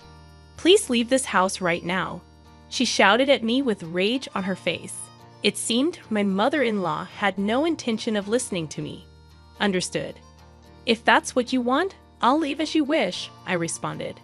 Perhaps my sister-in-law had influenced her, but this was a clear betrayal for me, as I had decided to continue caring for my mother-in-law in place of my husband. I quickly packed my things and decided to return to my parents' home. I needed to find a new place to live and had a lot to do, but being kicked out by my mother-in-law deeply hurt me, so I decided to rest at my parents' home for a while. About a month later, my sister-in-law accused me of withdrawing money from our parents' account without permission. "Is that you? You withdrew money from our parents' account without permission, didn't you? Why is there not a single dollar left in the account?" "Don't say such ridiculous things. Are you calling me a thief now? Pretending you don't know. If you keep doing this, I'll get the police involved. Come to our parents' house right now." After saying this, my sister-in-law abruptly hung up the phone. Caught in someone's conspiracy and now being accused of theft, I had had enough. I had anticipated issues with the mortgage of the family home. There must still be several years of mortgage payments left unpaid. Honestly, I didn't have the time or energy to deal with my sister-in-law. I wanted to cut ties, but I had reasons why I couldn't. There was still a truth I had to reveal. With a heavy heart, I immediately headed to my in-laws' home. Just like the day I left, my mother-in-law glared at me, and my sister-in-law was there too, giving me the same look. Did he steal money from the house or withdraw it from the account? I don't know, but give it back quickly. You both were working, right? So, there must be a significant balance, right? What are you talking about? There's nothing left of my father-in-law's inheritance. We've been covering all the living expenses and rent. Do you think the inheritance would cover everything? What, really? My words left my sister-in-law looking at my mother-in-law in surprise. It was clear that there was an understanding between the two. My mother-in-law knew that we had been financially supporting the family home, but she probably thought that my father-in-law's inheritance was sufficient for a while. However, the actual situation was quite different. Maybe in this situation, isn't my mother-in-law the victim? Mother-in-law, it was your daughter who was misusing father-in-law's inheritance, wasn't it? At that moment, my mother-in-law's expression changed dramatically. There was an air of confusion, as if she couldn't grasp what I was saying. But I never lied to deceive others. The attitude of my sister-in-law made it clear that what I was saying was true. Her expression changed the moment the inheritance was mentioned, even though she had been glaring at me sharply before. I've seen through the schemes you've been plotting and the misdeeds you've been committing. Actually, my husband revealed to me that since we started living together, he took over managing the household finances. He noticed a significant decrease in the inheritance supposed to be received by my mother-in-law, and he found it abnormal. Moreover, my sister-in-law's frequent and unusual financial requests seemed suspicious to him, so he confronted her. It turned out she had withdrawn cash from the inheritance without any permission. She was actually stealing. Wait, is that true? My sister-in-law stammered in confusion the moment I revealed the truth. My mother-in-law's anger immediately turned towards her. It seemed my mother-in-law hadn't realized the money was gradually decreasing, as she had been living modestly since my father-in-law's passing and never paid much attention to finances. My husband, being in accounting, was aware of even minor financial changes. This misdeed came to light when he confronted my sister-in-law. Yet, for my mother-in-law, her daughter remained precious, leading my husband to keep it a secret under the promise of repayment. The reason my husband sternly stopped her from borrowing money from my mother-in-law was because of this. I only learned about this a few days before my husband passed away. It was truly surprising, but it seems to be the truth. To steal someone else's money, even if they are family. What were you thinking? Can't you differentiate between what's right and what's wrong? My mother-in-law berated my sister-in-law. Stop making excuses, you thieving cat. Her face became increasingly red with anger, as if she was about to burst a blood vessel. Although not someone who clung to money, she had a strict moral compass, especially harsh on acts of malice and betrayal. Her decision to disown me, seeing my act of sending her to a nursing home as a betrayal, was also based on these values. These values applied not just to me, a non-blood relative, but also to her own daughter. However, I had more to reveal. Also, the large amount of money you got by betraying your family was used for gambling, right? Huh? Wait a minute. What are you talking about? My sister-in-law feigned ignorance. I've investigated everything. You'll understand if you look at these. I showed them several photos from an envelope. Pictures secretly taken by my deceased husband, clearly capturing my sister-in-law entering and exiting a casino. Your husband works for a foreign company, and you should be financially comfortable. My husband always wondered why you were so desperate for money. The investigation unexpectedly revealed your gambling addiction. Tell me, how enjoyable was it to gamble with someone else's money? What is this? This is called stalking. This is no joke. You're calling others thieves, and now this. And there's something else I need to tell you, mother-in-law. It was your daughter who suggested sending you to the nursing home. You know what? Finally, I've reached this point. It's time to reveal everything and then bring this to a close. My sister-in-law's true nature, previously unnoticed, was revealed through this incident. This should make my mother-in-law realize that blaming me was a mistake. Additionally, my mother-in-law was also manipulated by my sister-in-law's schemes. With the truth out, she should understand my position. I'm not sure if this will be conclusive evidence, but I want you to see this, I said, presenting my mother-in-law with the text messages between me and my sister-in-law. The history showed my sister-in-law sending me numerous links and nursing home suggestions, serving as evidence of her scheming. Were you really planning to abandon your own mother? That's not it. It's all a misunderstanding. Please just listen to my side of the story. My sister-in-law pleaded. It seems you plan to kick my mother-in-law out and live here with your family, right? This house isn't that old. It's still perfectly livable. Who was it that was thinking only of themselves, trying to take everything? Can you think about it calmly for a moment? As I spoke, my mother-in-law seemed to grasp the situation. She then looked at me sadly, as if she knew what she did was wrong, and turned her angry voice towards my sister-in-law. How selfish can you be to repay kindness with betrayal after all this time thinking of you as family? How do you see me? Don't mock me. Wait, just listen. There's a huge reason for this. At that moment, a loud noise echoed from the hallway, and footsteps followed as my sister-in-law's husband entered the room. Sorry I'm late. Got caught in traffic. It's okay. Oh, mother-in-law, I hadn't told you yet, but I asked him to come. I left the house key open so he could enter any time. Surprised by the sudden appearance of my sister-in-law's husband, both were taken aback. I explained the situation, and they quickly understood this issue wasn't just between me and my mother-in-law. It also affected my sister-in-law's husband. My sister-in-law's husband could easily access his salary and savings, raising further suspicions as she had been embezzling my mother-in-law's money.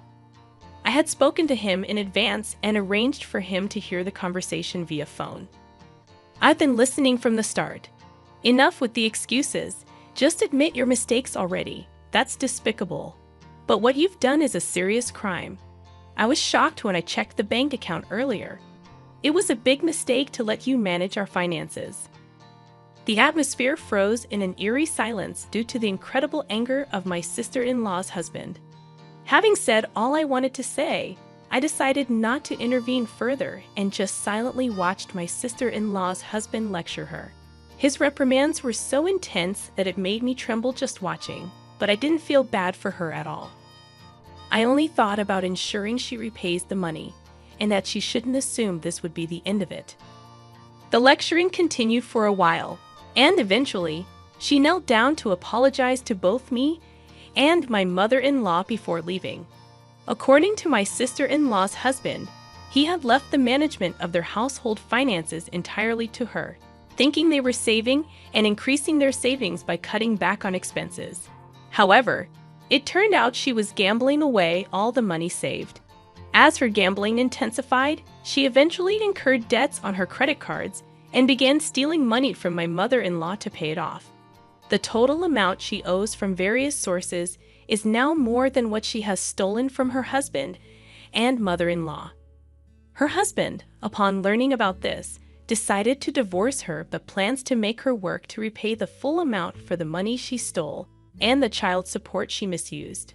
Until then, he had no intention of divorcing her and was constantly monitoring her behavior, hoping for her to change herself. It seems tough days are ahead for my sister-in-law. Later, my mother-in-law apologized to me for the misunderstanding, and we still meet for tea about once a month. Now that my husband has passed away, I want to maintain a good relationship with her, the mother who gave birth to him, and support her to the end.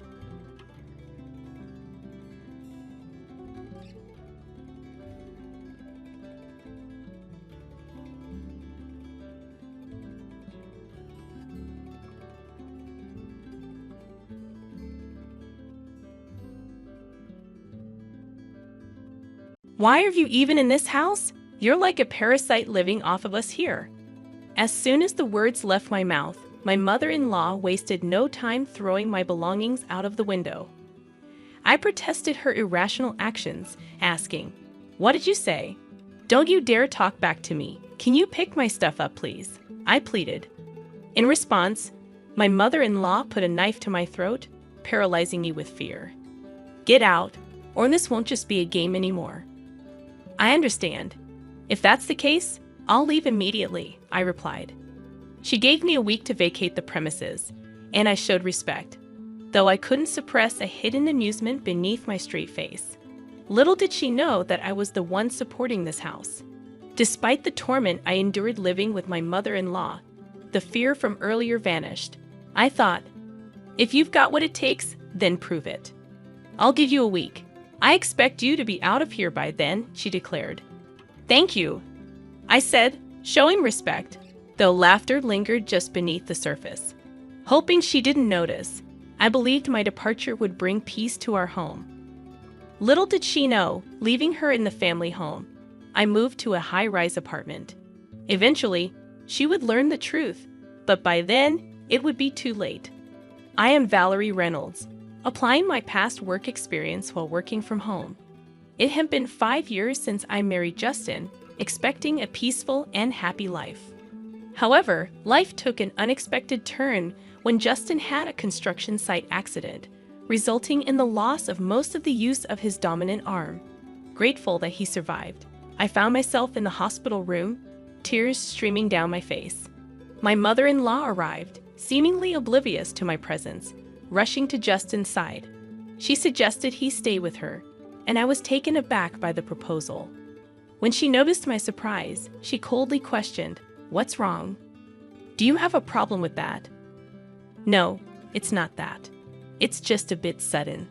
With my son like this, I can't leave everything up to you," I retorted, irritated by her words. Justin, however, expressed his trust in me, saying, "Valerie has been working hard all this time. That's why I trust her going forward." My mother-in-law, displeased, made an inaudible noise, but she couldn't sway my determination.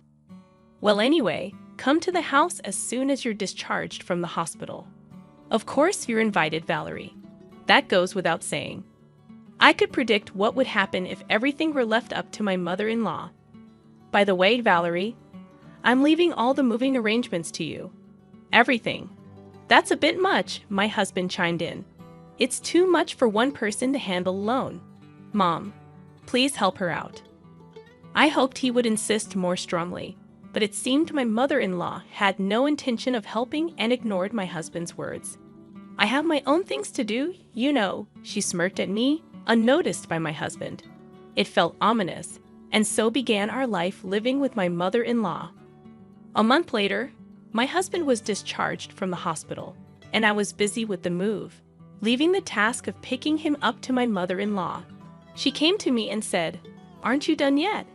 I told you today was Justin's discharge day, and yet you didn't even come to pick him up." "But that's because, you see, Justin," I started, but my husband interrupted. "Just like I said, right? This person only thinks about herself." My mother-in-law's intention was clear. She was trying to make me look bad in front of my husband. I decided not to take her obvious bait. Looking at my husband, he had a warm and understanding look in his eyes. "Come on, Mom, stop this. It's unsightly. I'm doing this for your sake." "Well, no one asked you to wait." The sight of my mother-in-law running after my husband was comically pathetic.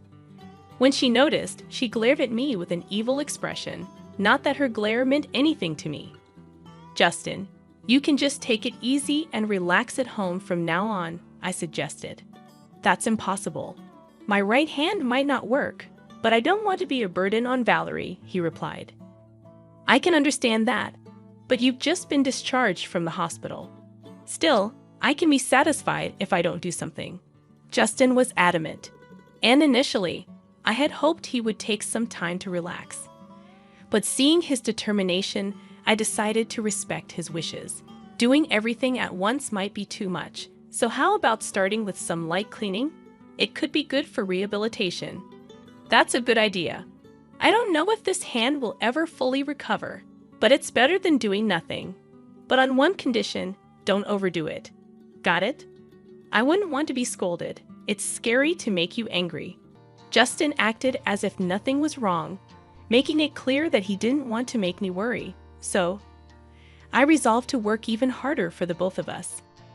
However, I had forgotten about one person who would interfere. "Valerie, wait a minute. What's the matter? Why is Justin cleaning? You must have forced him to do it, right?" "Your words are just a front," my mother-in-law accused. She judged things only by what she saw, oblivious to the underlying thoughts and emotions. Dealing with that was a challenge in itself. "You're always just cooped up in your room playing around. Honestly, in such a situation with your husband seriously injured." "Actually, I'm working. It's called remote work these days." I've had enough of that excuse." "It's not an excuse," I replied. Just then, my mother-in-law grabbed a nearby trash can and threw it at me. Luckily, it didn't hit me directly, but the trash went everywhere. I lost the energy to explain things to her further. It was clear from the start that she had no intention of listening. "This trash is disgusting. Clean it up yourself," she said. As I sighed and started picking it up, Justin approached me and asked, "Hey, what happened?" "Oh, this is just a small incident," I replied with a forced smile. But Justin seemed to have realized something. He usually appears calm, but sometimes he's surprisingly perceptive. "Did Mom do something?" Are you hiding something? Can you be honest with me?" Justin was looking at me with a serious expression. Seeing his face, I felt that I couldn't lie, so I told him what had happened. "Got it. I'll talk to Mom about this." "Oh, it's fine. You really? But it's not okay. I'll talk to her properly." "No, but that is." I was happy to get his help, but I was worried about what would come next. In the end, I would be the one blamed. I stared at the ceiling, deep in thought. Night came, and I thought Valerie was just playing around. That's not true. Valerie has been working hard, even doing my share. "Then why were you cleaning?" "I offered to do it. I can't just sit around doing nothing at home." "But you just got out of the hospital." "I know my own body best." Justin's stern words silenced his mother. She might not have expected her son to speak to her like that. But if she really does think that she's above such things, she's just arrogant. I hoped that this would calm her down a bit. That day, Justin went out for rehabilitation, leaving me alone with my mother-in-law. As I was working in my room as usual, she showed up. "Can we talk?" "Sorry, can you wait just a bit, about 15 more minutes?" "No, I can't wait right now." "All right, I'm coming." I hurried along and went to the living room where an unknown woman was waiting for us. "Excuse me, who is this?" "Have a seat first. We'll talk after that." I had no choice but to follow my mother-in-law, but I couldn't grasp the situation. As I was trying to figure it out, the woman started speaking. "So this is the one you were talking about, the wife who just plays around without working?" "Yes, it's true." My mother-in-law was laughing eerily. "So you realize that you're an unnecessary presence in this house." "What are you talking about?" Looking around, I saw them sighing. I didn't understand. Suddenly confronted by a stranger and put down as the target of blame.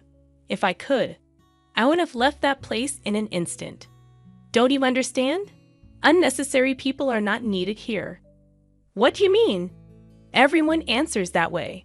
More perplexing questions followed. They kept insisting on how incompetent I was. Enduring such accusations could mentally exhaust anyone. "Isn't it time you realized your place?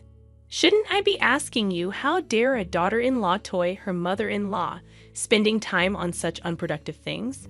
Isn't it a waste of time? What the nerve of a daughter-in-law, really now?" I felt like I was reaching my limit. I didn't know what my mother-in-law would do if she got angrier. That's when I came up with an idea. "Oh, isn't it about time that Justin comes back from rehab? Is it that time already?" Just then, the unknown woman left quickly. "I'll come again soon." "Okay, I'll be waiting for you. Let's talk again." My mother-in-law and her friend were fooled. In reality, Justin wouldn't be home for another hour. It was just getting good. Speaking of which, who was that woman? I finally asked a question that had been on my mind. "That's Susan, a close friend of mine. She wanted to meet you after hearing about you." It wasn't hard to guess how my mother-in-law had introduced me, probably as a useless wife who does nothing but play around. I pitied my mother-in-law for doing nothing else but that. "So that's the case. Well, Justin will be back a bit later. I'm going back to work now." As I was about to return to my room, she said, "Wait, what do you mean? Just as I said, he's not coming back yet." "You lied. You didn't realize. Why do you act like this?" I decided to use this opportunity to speak my mind. Any further interference from my mother-in-law would just be a nuisance. "Actually, you were the one who started things, right? You called your friend because you can't do anything alone." "That's not true. I can handle you fine by myself." "Then why don't you try to see if you really can?" I deliberately provoked my mother-in-law, thinking this would prompt her to take some action, and as expected, she reacted. "If you want to apologize, now is the time." "I have no such intention." At that, my mother-in-law exploded in anger, grabbing a nearby vase and throwing it at me.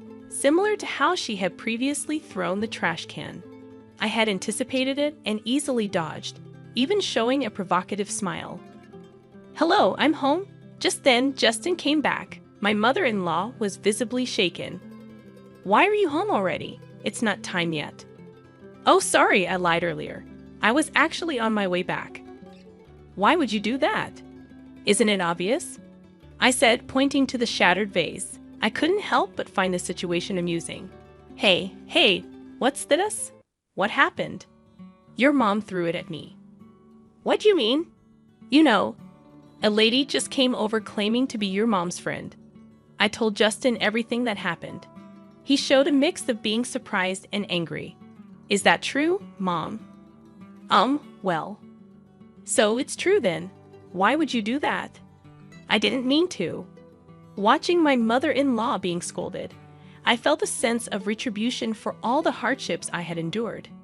"Well, I have something to do, so okay, wait." I ignored my mother-in-law's words and returned to my room, thinking this would end her bullying. I truly believed it. After that, calm days continued for a while. But having stayed up all night, I dozed off past noon. "Sorry to wake you, but can you come here for a moment?" "Okay, sure."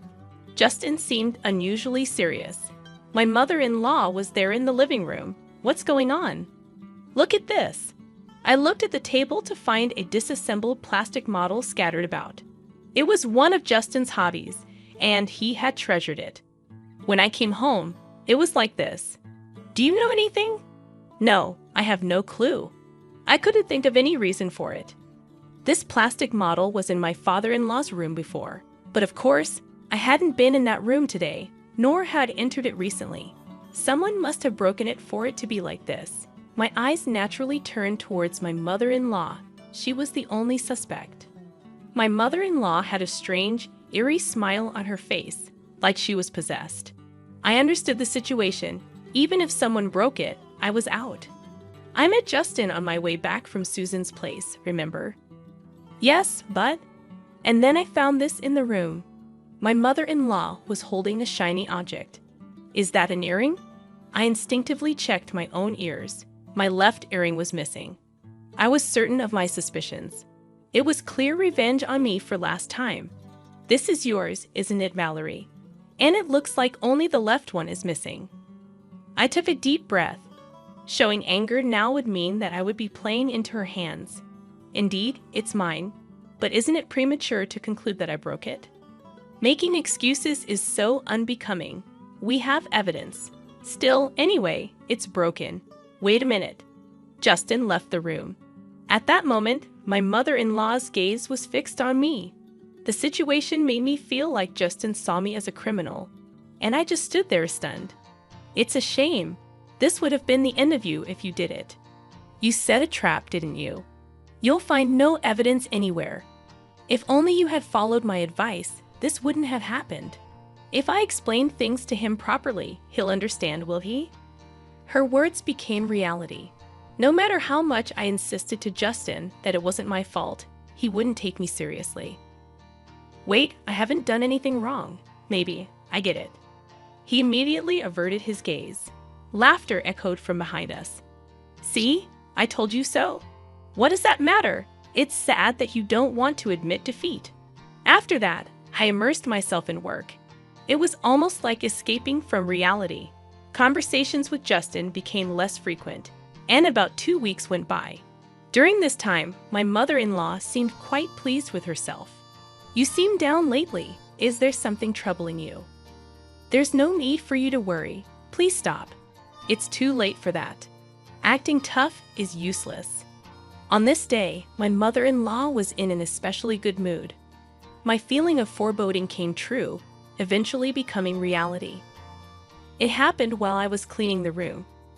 "Why are you even in this house? You're like a parasite living off of us here. What's gotten into you all of a sudden? You always talk back, such a noisy daughter-in-law." After saying that, she threw my belongings out of the window. "What are you doing?" I protested her insane actions, questioning what had gotten into her. "You're too noisy, always talking back. Can you pick my stuff up, please?" I said, hoping for some reason to prevail. But as I said that, my mother-in-law put a knife to my throat. I was frozen in fear, unable to move. It's better if you stay still. A normal person wouldn't do this, I managed to utter, but my mother-in-law was clearly deranged. If you don't leave now, next time it won't be just a joke. I understand. I'll leave, I said, realizing that staying would only drag me further into her madness. You have a week. Leave before then, thank you. It was evident that staying would only worsen things. In her madness, my mother-in-law didn't understand who truly supported this house. She lived comfortably and leisurely thanks to me, yet she really knew nothing. Pack up quickly, she ordered, and I obliged. A smile formed on my lips as I bowed my head. But I couldn't let her suspect anything. I quickly composed my face. This will bring peace back to our home. I'm so happy, she remarked. But her happiness was short-lived. I couldn't help but think about the true hell awaiting her. After my mother-in-law had gone to bed, I explained the situation to Justin. I see. So it has come to this. Actually, I have something to tell you too, he said with a serious tone, surprising me. What? Yes, various things. We'll talk about it later, okay? His serious tone made me raise my voice in surprise, but he assured me we'd discuss it later. 3 days after being told to leave the house by my mother-in-law, I found a new place. Now the promised week was almost up. Well, today's the day of the promise. You understand, right? I asked Justin. Yes, the movers are scheduled to arrive soon, he replied.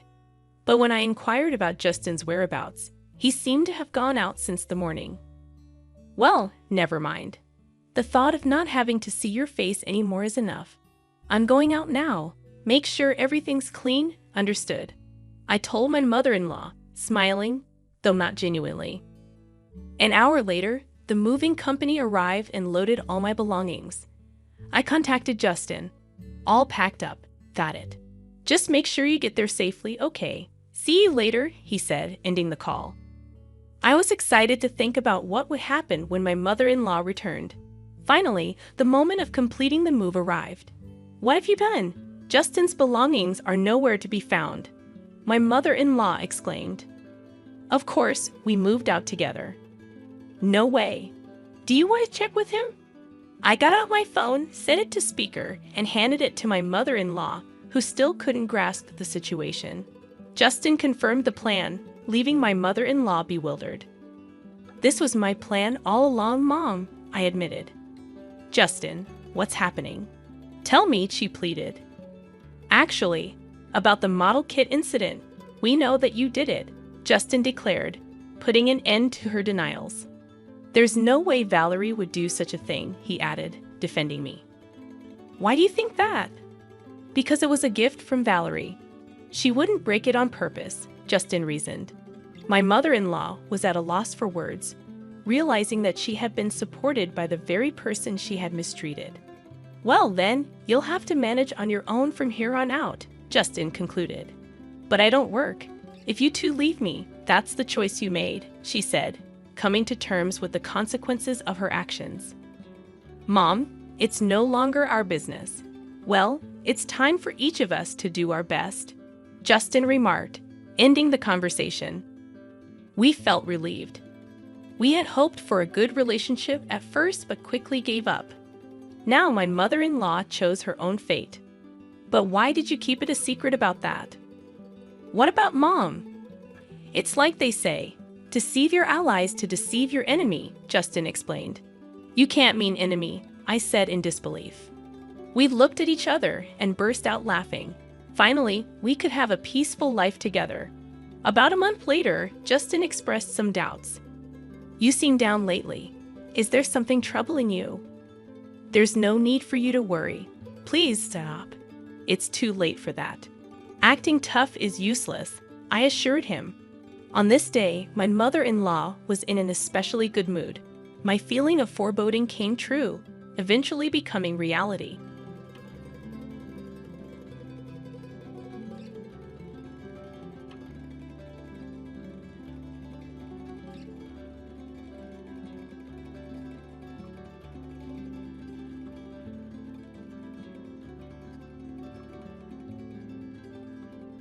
She said I'm only good enough for dog food, she grumbled. Wow, I never thought I'd feel so embarrassed. Even though we just got married, I've been trying to do things her way. But it seems like it's not enough. Maybe she's from another planet or something. That would explain a lot. I don't understand her language anymore, but I don't really want to talk to her anyway. My name's Allison. I'm 32 and work in an office. I think I got into games because of my older brother who loves them. I've loved games since I was little, especially ones where I pretend to be someone else in a made-up world. I've made a lot of friends online, including my husband Carmen. We both love the same game and have our favorite characters and spells. Whenever a new game comes out, we go buy it together. After hanging out like this for a while, we started to like each other and decided to get married. Carmen's parents are Stanley, who's often away on work trips, and Bianca, who takes care of things at home. Stanley's hardly ever home because of his job. Carmen's grandma, who has Alzheimer's, lives with them too. She's been having a hard time remembering things, especially since Grandpa started traveling. It was a big surprise for everyone. Bianca takes care of Grandma because Carmen used to live alone. So it's just Bianca and Grandma at Carmen's parents' house. I worried about having to take care of someone who wasn't even my parent someday. But Carmen's parents are still healthy, so that day seems far away. I felt pretty relaxed until I got that one phone call. One day, I had some free time, so I finished up my chores and started playing my favorite game. Then, I heard a strange sound in my room. What's that noise? Oh, it's my phone ringing. I don't usually get calls, so I forgot what my ringtone sounded like. When I saw it was Bianca calling, I felt a bit nervous. It was the first time she had ever called me, and I wondered if something was wrong. So I answered quickly, saying, "Hello. You took your time. It's common courtesy for a responsible adult to answer promptly when someone calls." Her sudden sarcasm made me want to hang up, but I stayed on the line. "Sorry, I'll try to be quicker next time. What can I help you with?" As if you have time off on your days off, right? Playing with those silly games? You should be doing your duties as Carmen's wife. After Bianca abruptly hung up, she told me to visit Carmen's parents' house on my next day off.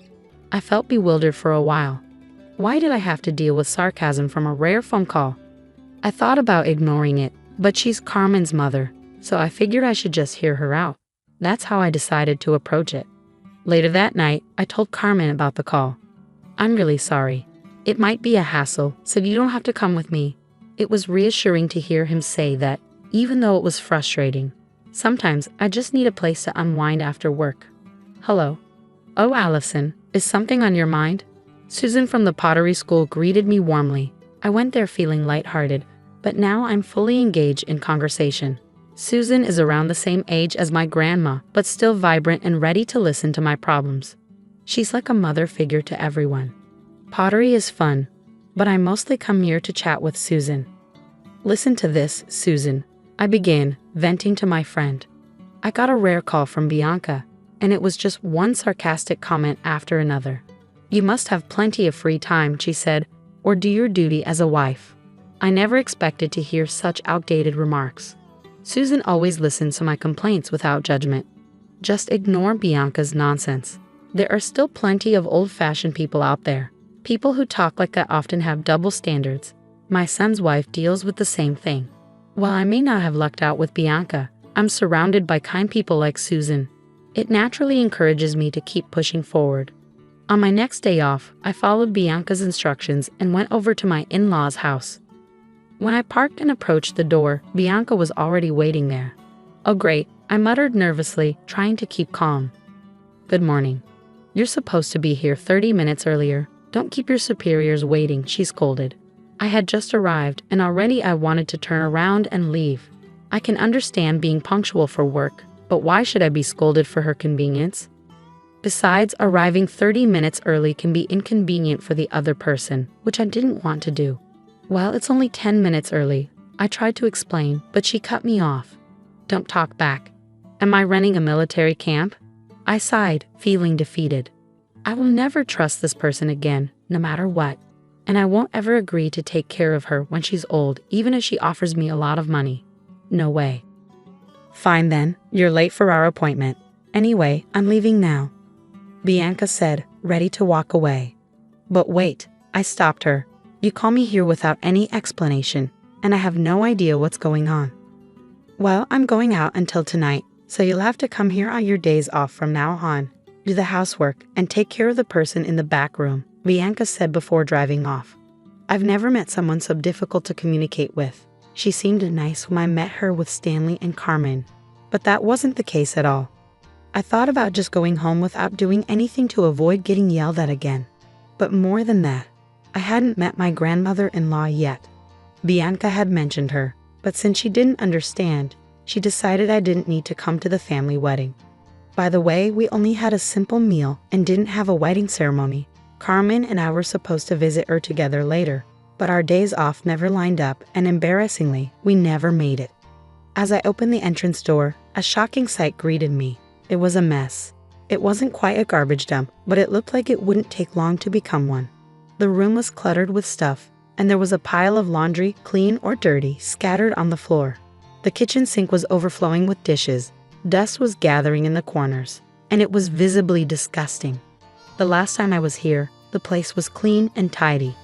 What on earth happened? This is awful. As I pondered, I heard noises coming from the back room. Ah, it must be my grandmother-in-law, I thought, deciding to go and greet her. Excuse me. Since the day Bianca called me, I've been going to my in-laws' house as instructed. I've come to realize that Bianca probably spends her days out and only comes home late at night. She doesn't seem to take care of the house or her grandmother-in-law at all. While she bosses me around, telling me to fulfill my wife's duties, it's clear she isn't doing much herself. Maybe she got carried away because I obeyed her commands. She once loudly said, I'm relieved that Carmen, who always plays with toys, finally brought home a wife. But after all, a wife is just a stranger. I guess you're like a free housekeeper. In this day and age, treating your son's wife like this is completely unacceptable. Of course, I told Carmen everything Bianca did, and he kept apologizing every time he heard about it. You don't have to go to that house anymore, he would say. He even offered to talk to Bianca himself, but I asked him to hold off because I had a plan. I kept visiting my in-laws' house because I was worried about my grandmother-in-law. When Carmen saw that she and I got along well, he was really pleased. After a few months of those routine visits, while I was cleaning my in-laws' house as usual, Bianca said, There's a memorial service at the end of this month and people will gather. Just make sure you don't say anything unnecessary, all right? I smiled and replied, Of course, Bianca. But it seemed like Bianca wasn't completely satisfied with my response. The memorial service was for Carmen's grandfather on his death anniversary. He had passed away before I married Carmen, but he was known to be a gentle and kind person. He and my grandmother-in-law got along very well and used to travel together. Carmen told me they always held hands when they were out. Grandfather-in-law had died of cancer, and my grandmother-in-law had taken care of him devotedly, with no help from my parents-in-law. It's just unbelievable. There's a lot of preparation to do, so make sure you come early, all right? And I think you know what to do, Bianca added. Bianca said that, and I cheerfully responded, Yes, I'll act 30 minutes early. But she scolded me, Your voice is too loud, be quiet. I thought about throwing the TV remote at her but managed to hold back. You can't talk like that now, but just wait, get ready, she warned. I looked forward to the day of the memorial service, eagerly anticipating it. I was told to come 30 minutes early, but I arrived an hour early. Apparently, that was too much for Bianca, who came out of the entrance angry, saying, You're too early. There's such a thing as too much.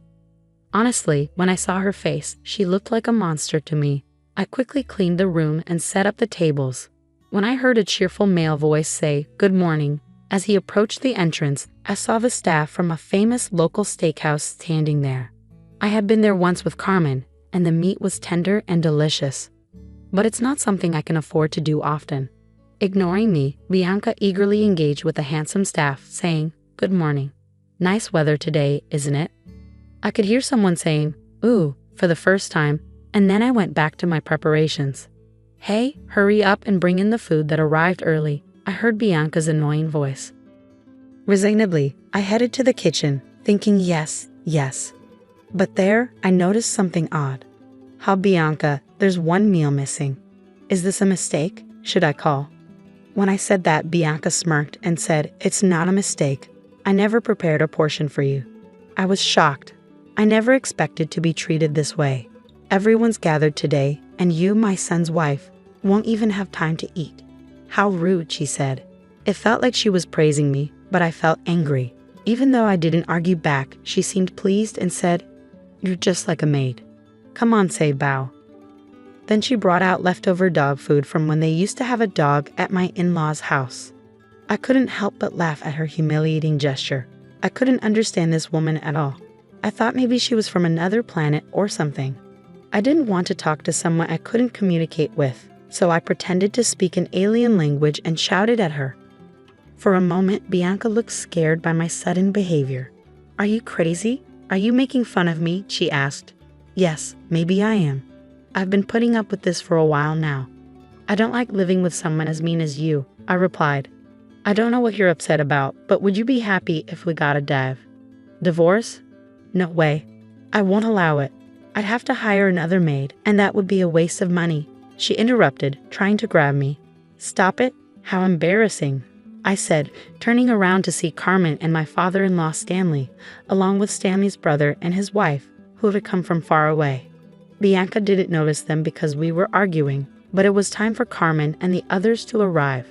I'm not sure how long they had been watching, but Bianca suddenly became quiet, maybe because Stanley stepped in or because she was shocked. Then the priest came to the house. The memorial service ended simply, and it was time to eat. But my grandmother-in-law stayed in her room, saying she wasn't feeling well. "I haven't had steak in a while, but it's really good here," Stanley said as I busied myself bringing drinks and such. "Allison, come and eat too. You don't need to do all this," my aunt-in-law said kindly. "Thank you, but it looks like there's no steak left for me," I pretended to be sad. When Cindy asked why, I said, "I can't really say. Please ask Bianca." Cindy glared at Bianca, who seemed scared by her look, and started saying something strange. "Oh, I ordered the wrong number of steaks." I offered my portion to Allison, but she said she didn't want it. I'm so lucky to have such a nice woman in the family. Bianca was sweating a lot, and her eyes were darting around. Cindy looked at me worriedly. Yes, that's right, behind Cindy. I could see Bianca's face completely at ease. That face was so funny, I struggled not to laugh. Bianca is always so nice. She tells me when I'm not polite. Today, instead of steak, she prepared this for me. I said and brought out the dog food Bianca had given me from the kitchen. Bianca looked scared at my unexpected move. "What's happening? What did you do to my wife?" Carmen asked, but Bianca stayed silent. Stanley spoke up. "Well, you know, when in Rome, do as the Romans do, right? Allison is part of the family now." Stanley started joking, and Carmen looked like he might grab him. Wanting to avoid any trouble, I decided to call my secret weapon Susan. Everyone was surprised by my loud call. Then from the back room, a cheerful voice answered, "Yes." Out came Susan, the grandmother-in-law. It turns out she's the Susan from pottery school. The day Bianca first invited me over, we were both shocked to see each other, never imagining that Susan would be the grandmother-in-law. We finished the chores at my in-laws' house together, laughing. The in-laws' house is a two-family house, and Susan's part was very neat. It was clear she wasn't sick, but Bianca never suspected. Since Bianca came home late at night, Susan and I went out to eat and for walks. I cherished the time I spent with Susan, which is why I was happy to visit my in-laws' home.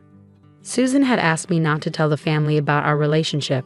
I was upset by Bianca's unfair words, but I knew it wouldn't last forever, so I endured it.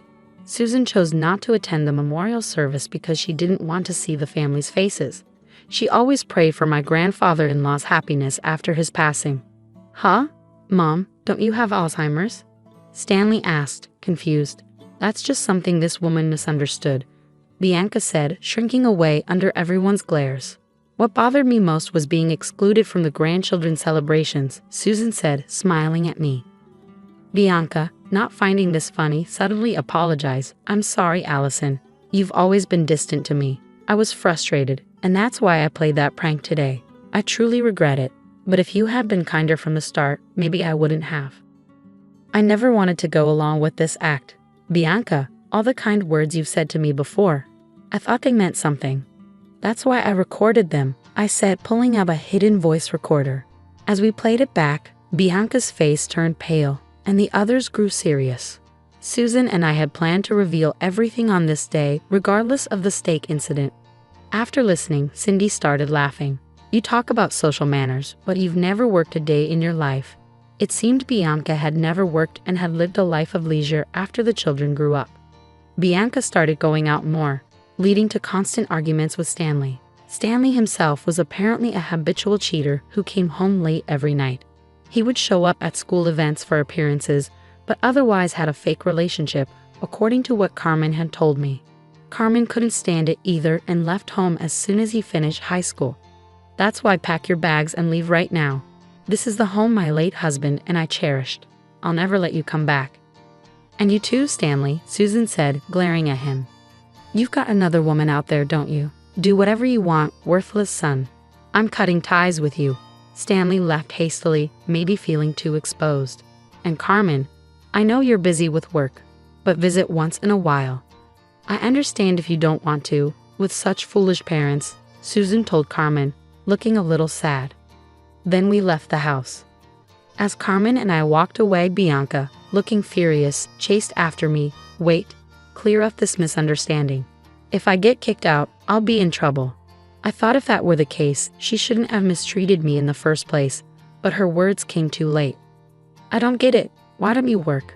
You seem to know how to be a decent member of society, I said sarcastically as I got into the car. She was yelling something outside, but I ignored her. Let her regret her choices however she likes. After getting kicked out of my in-laws' house, Bianca showed up at Stanley's place where he was working alone. But as Susan predicted, Stanley was already living with his mistress, and Bianca was quickly left out. It turned out Bianca had been cheating too, with a married man. She got sued by his wife for damages. Since both our former in-laws had cheated, the damages kind of balanced out, but Bianca still had to pay. Stanley might have to pay less if his mistress's wife also sues him, but they're strangers to me now, and I don't care. They were a match in a weird way, despite their fake relationship. Carmen has no attachment to them and never wants to see them again. I feel the same. We decided to live in the in-laws' house with Susan. We got rid of all the furniture Bianca had picked out and changed the inside a lot, so it feels like a new home. Susan is surprisingly lively for her age, but I'm happy to take care of her if she needs it. Plus, next year, our family will be growing. I'm excited to have a happy life with my loved ones from now on.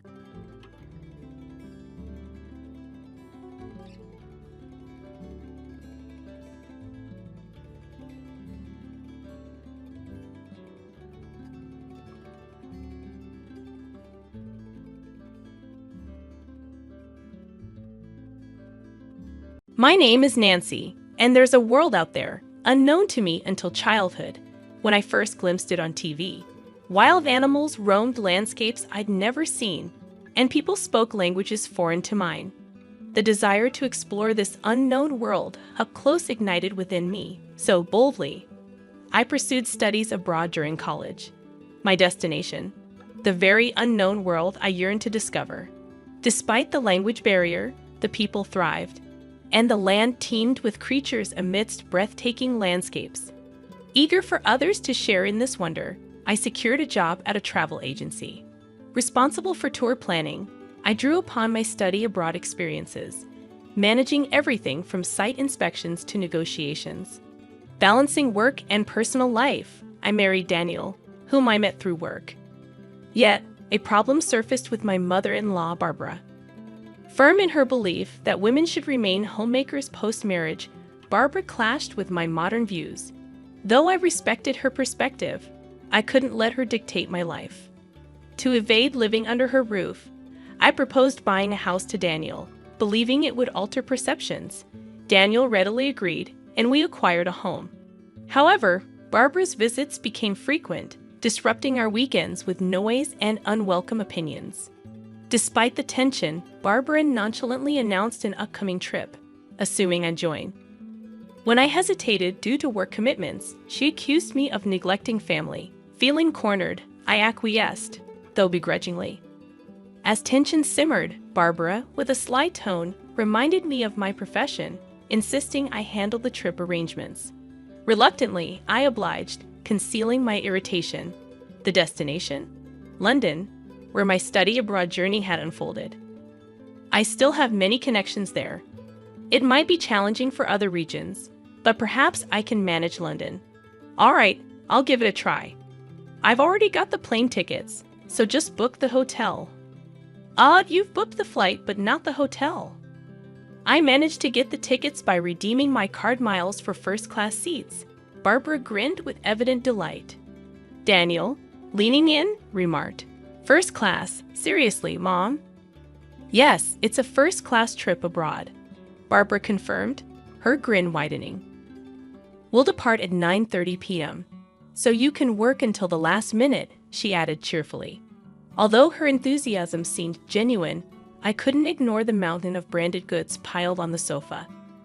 "I see," I said, catching on to the implication of her joy. Realizing the need to secure accommodations quickly, I decided to leverage my old contacts from my study abroad days to secure a hotel referral. Making a call, I arranged for accommodations for 4 people in 2 rooms. On the day of the trip, the short notice left me unable to take the day off work. Barbara instructed me to meet at the airport by 6:00 p.m. If I wrap up work soon, I can make it, I reassured myself. Suddenly, Barbara called. "Hello, Barbara," I answered. "Nancy, are you done with work?" she inquired. "I'm just leaving the office now, so I'll be at the airport after 6:00 p.m. "Oh, that's too bad," Barbara responded. "Well, we're actually leaving at 6:00 p.m. "Ah, no way!" I exclaimed, rushing back to my desk to check the flight schedule. London. I found the 9:30 p.m. flight I initially heard about, but there was also a flight leaving after 6:00 p.m. Could it be this flight after 6:00 p.m.? Yes. So the family is going without you. I felt furious. How could she plan so thoroughly to leave me out? Unforgivable. But showing my frustration would play into Barbara's hands. I had to hide my feelings, even if it meant putting on a brave face. Clenching my teeth, I said to Barbara, "I'm the one who booked the hotel, so Daniel knows the hotel name. You can't do anything now." I could hear Barbara laughing on the other end. Annoyed, I said, "Go without me then." "That's better." "We don't need a useless wife like you," she retorted. "Useless? What do you mean? Don't you know what you neglect? Housework for your job." "Daniel is complaining," she continued. "True, I'm busy with work, but I've never slacked off on housework." "Why would Daniel complain? Can I speak to Daniel?" I asked. Barbara's mocking voice was followed by Daniel's greeting. "Hello, what's up, Nancy?" "What do you mean you're complaining about me?" I asked him. "Just that you're always at work and neglecting me," he responded. "Neglect? I prepare meals, clean, and do laundry. But you think you're doing it all yourself, right?" "That's not true," I retorted. "Shouldn't you respect me more? Listen to me? Do things for me?" I questioned. "I know a wife who supports her husband is valued. It's convenient for the husband, but that's not all there is to a marriage," I continued. I never badmouthed Daniel in public, always praising him, but not when it's just the two of us. But we need to speak our minds when alone. Otherwise, our relationship would fall apart, and I become nothing but a servant to Daniel. Yet he kept complaining about me, I explained. "So, you think you can act all high and mighty because you earn more?" I challenged him. "Not at all," he replied. "That annoys me, and you're leaving me behind for that?" I asked incredulously. "Yeah, consider it stress relief. I'll bring you a souvenir, so don't worry," he assured me. "That's not the point," I insisted. Clearly, Daniel was taking me for granted. If that's how it is, I have my own plans. "Fine, enjoy the trip." "Will do. Bye," I concluded, hanging up. Daniel sounded happy as he hung up. I was livid.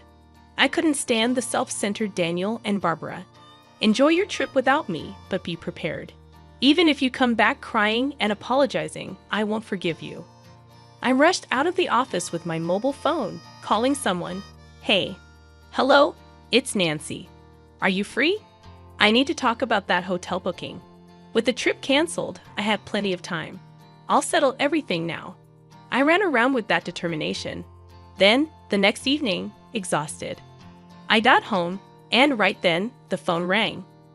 "Hello, Nancy," said Barbara, sounding quite angry. I knew the reason, but pretended not to. "Barbara, are you enjoying the trip?" I asked. "This is no time for that. We can't check into the hotel. Did you have a reservation?" "You made the reservation, didn't you?" Barbara's tone grew more agitated. "I canceled it because I wasn't going," I replied. "Huh? What then? Where are we supposed to stay tonight?" Barbara's frustration was palpable. "I don't know," I admitted. Barbara's angry voice came through. "But she's in London. Her anger over the phone isn't scary at all. That's tough, being abroad without a hotel. You never know what might happen," I remarked. Wait, help me?" Barbara sounded panicked. Then, a faint voice in the background. "There's a canceled room. Anthony's negotiating for us to stay there," Daniel's voice reassured. "Is that true, Daniel?" Barbara demanded. "Looks like it'll be fine." "You see, Nancy, the room was available because I canceled it," Daniel explained. "But this was all part of my plan. My real aim was something else. Glad there was a vacancy. Thought you'd be smug about canceling our hotel, didn't you?" I retorted. "No, not really," Barbara laughed loudly. "Frustrated, aren't you? You can admit it if you're upset. I just canceled it because I wasn't going." Putting on a brave face. How pathetic. "Typical of Daniel's useless wife," Barbara continued. Tired of listening to her bragging, I quietly hung up the phone. She probably didn't even notice. I smiled a little at that thought. Anyway, just a few more days to endure. I braced myself and had dinner. A few days later, on my way back from a certain place, Barbara called again. "Hello, what's up, Nancy?" "What's going on again?" she asked. "Not again. What's wrong with this hotel?" I inquired. In short, they stayed in the room I canceled, thanks to Anthony's negotiation. They were supposed to stay for 4 days and check out today, but there was a problem. They were billed £8,000 by the hotel. "What's the issue?" I asked. "It's £2,000 per night, right? That's about $2,500 per night in dollars. Ridiculous. It's for 2 rooms, right? So, about $1,200 per room. You told Daniel it was $300 per room per night." "Yes, I did." "So it should be $600 for 2 rooms. Why is it 4 times?" I was astonished that they stayed without even checking the room rates. Well, I anticipated this, so I set it up accordingly. Anyway, Barbara making a fuss on the phone must be bothering others. I should calm her down. "Hey, Nancy, can you hear me?" Barbara's voice echoed through the phone.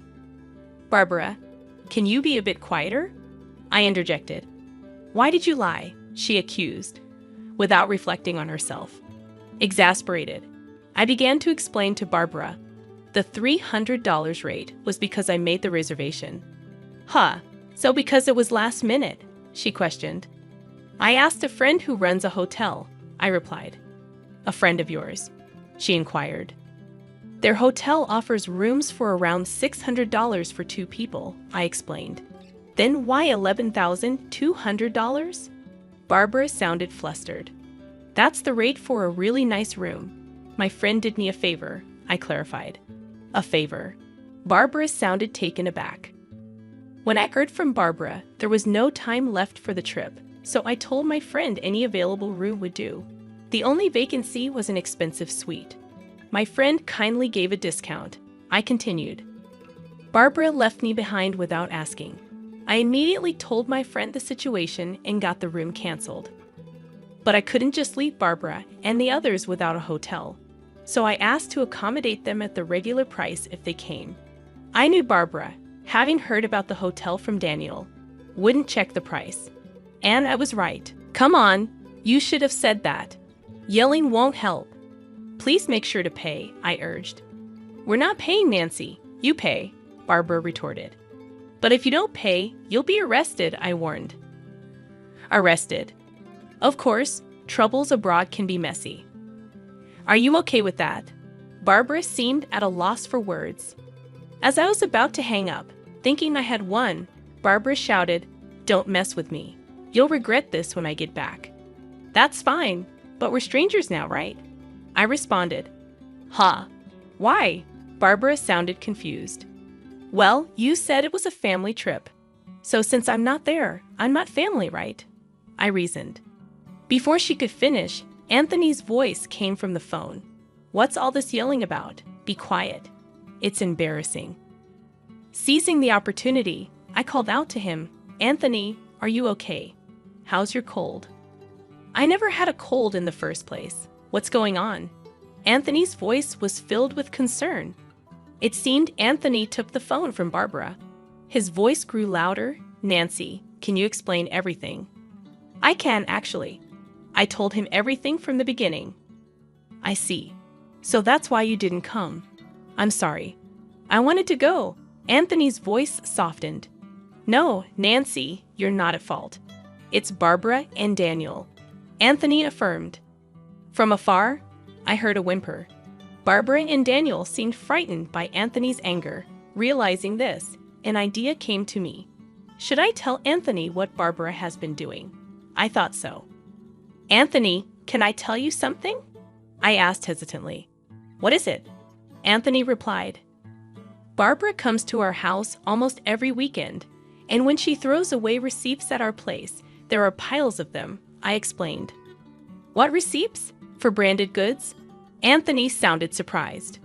It's fine to buy a lot, but please dispose of the receipts at your place. Barbara wasn't just being noisy at our house.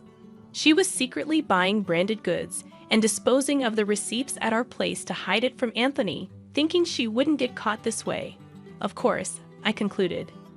I'm a witness, so it's pointless. But it seemed Anthony didn't know. That's interesting to hear. Also, please tell her to stop bad-mouthing you at our place. She talks about me too. Yes, she says you don't earn much. Daniel, too, calls him a useless dad, I think. Anything else? Anthony prompted. So I spilled all my pent-up frustrations to Anthony.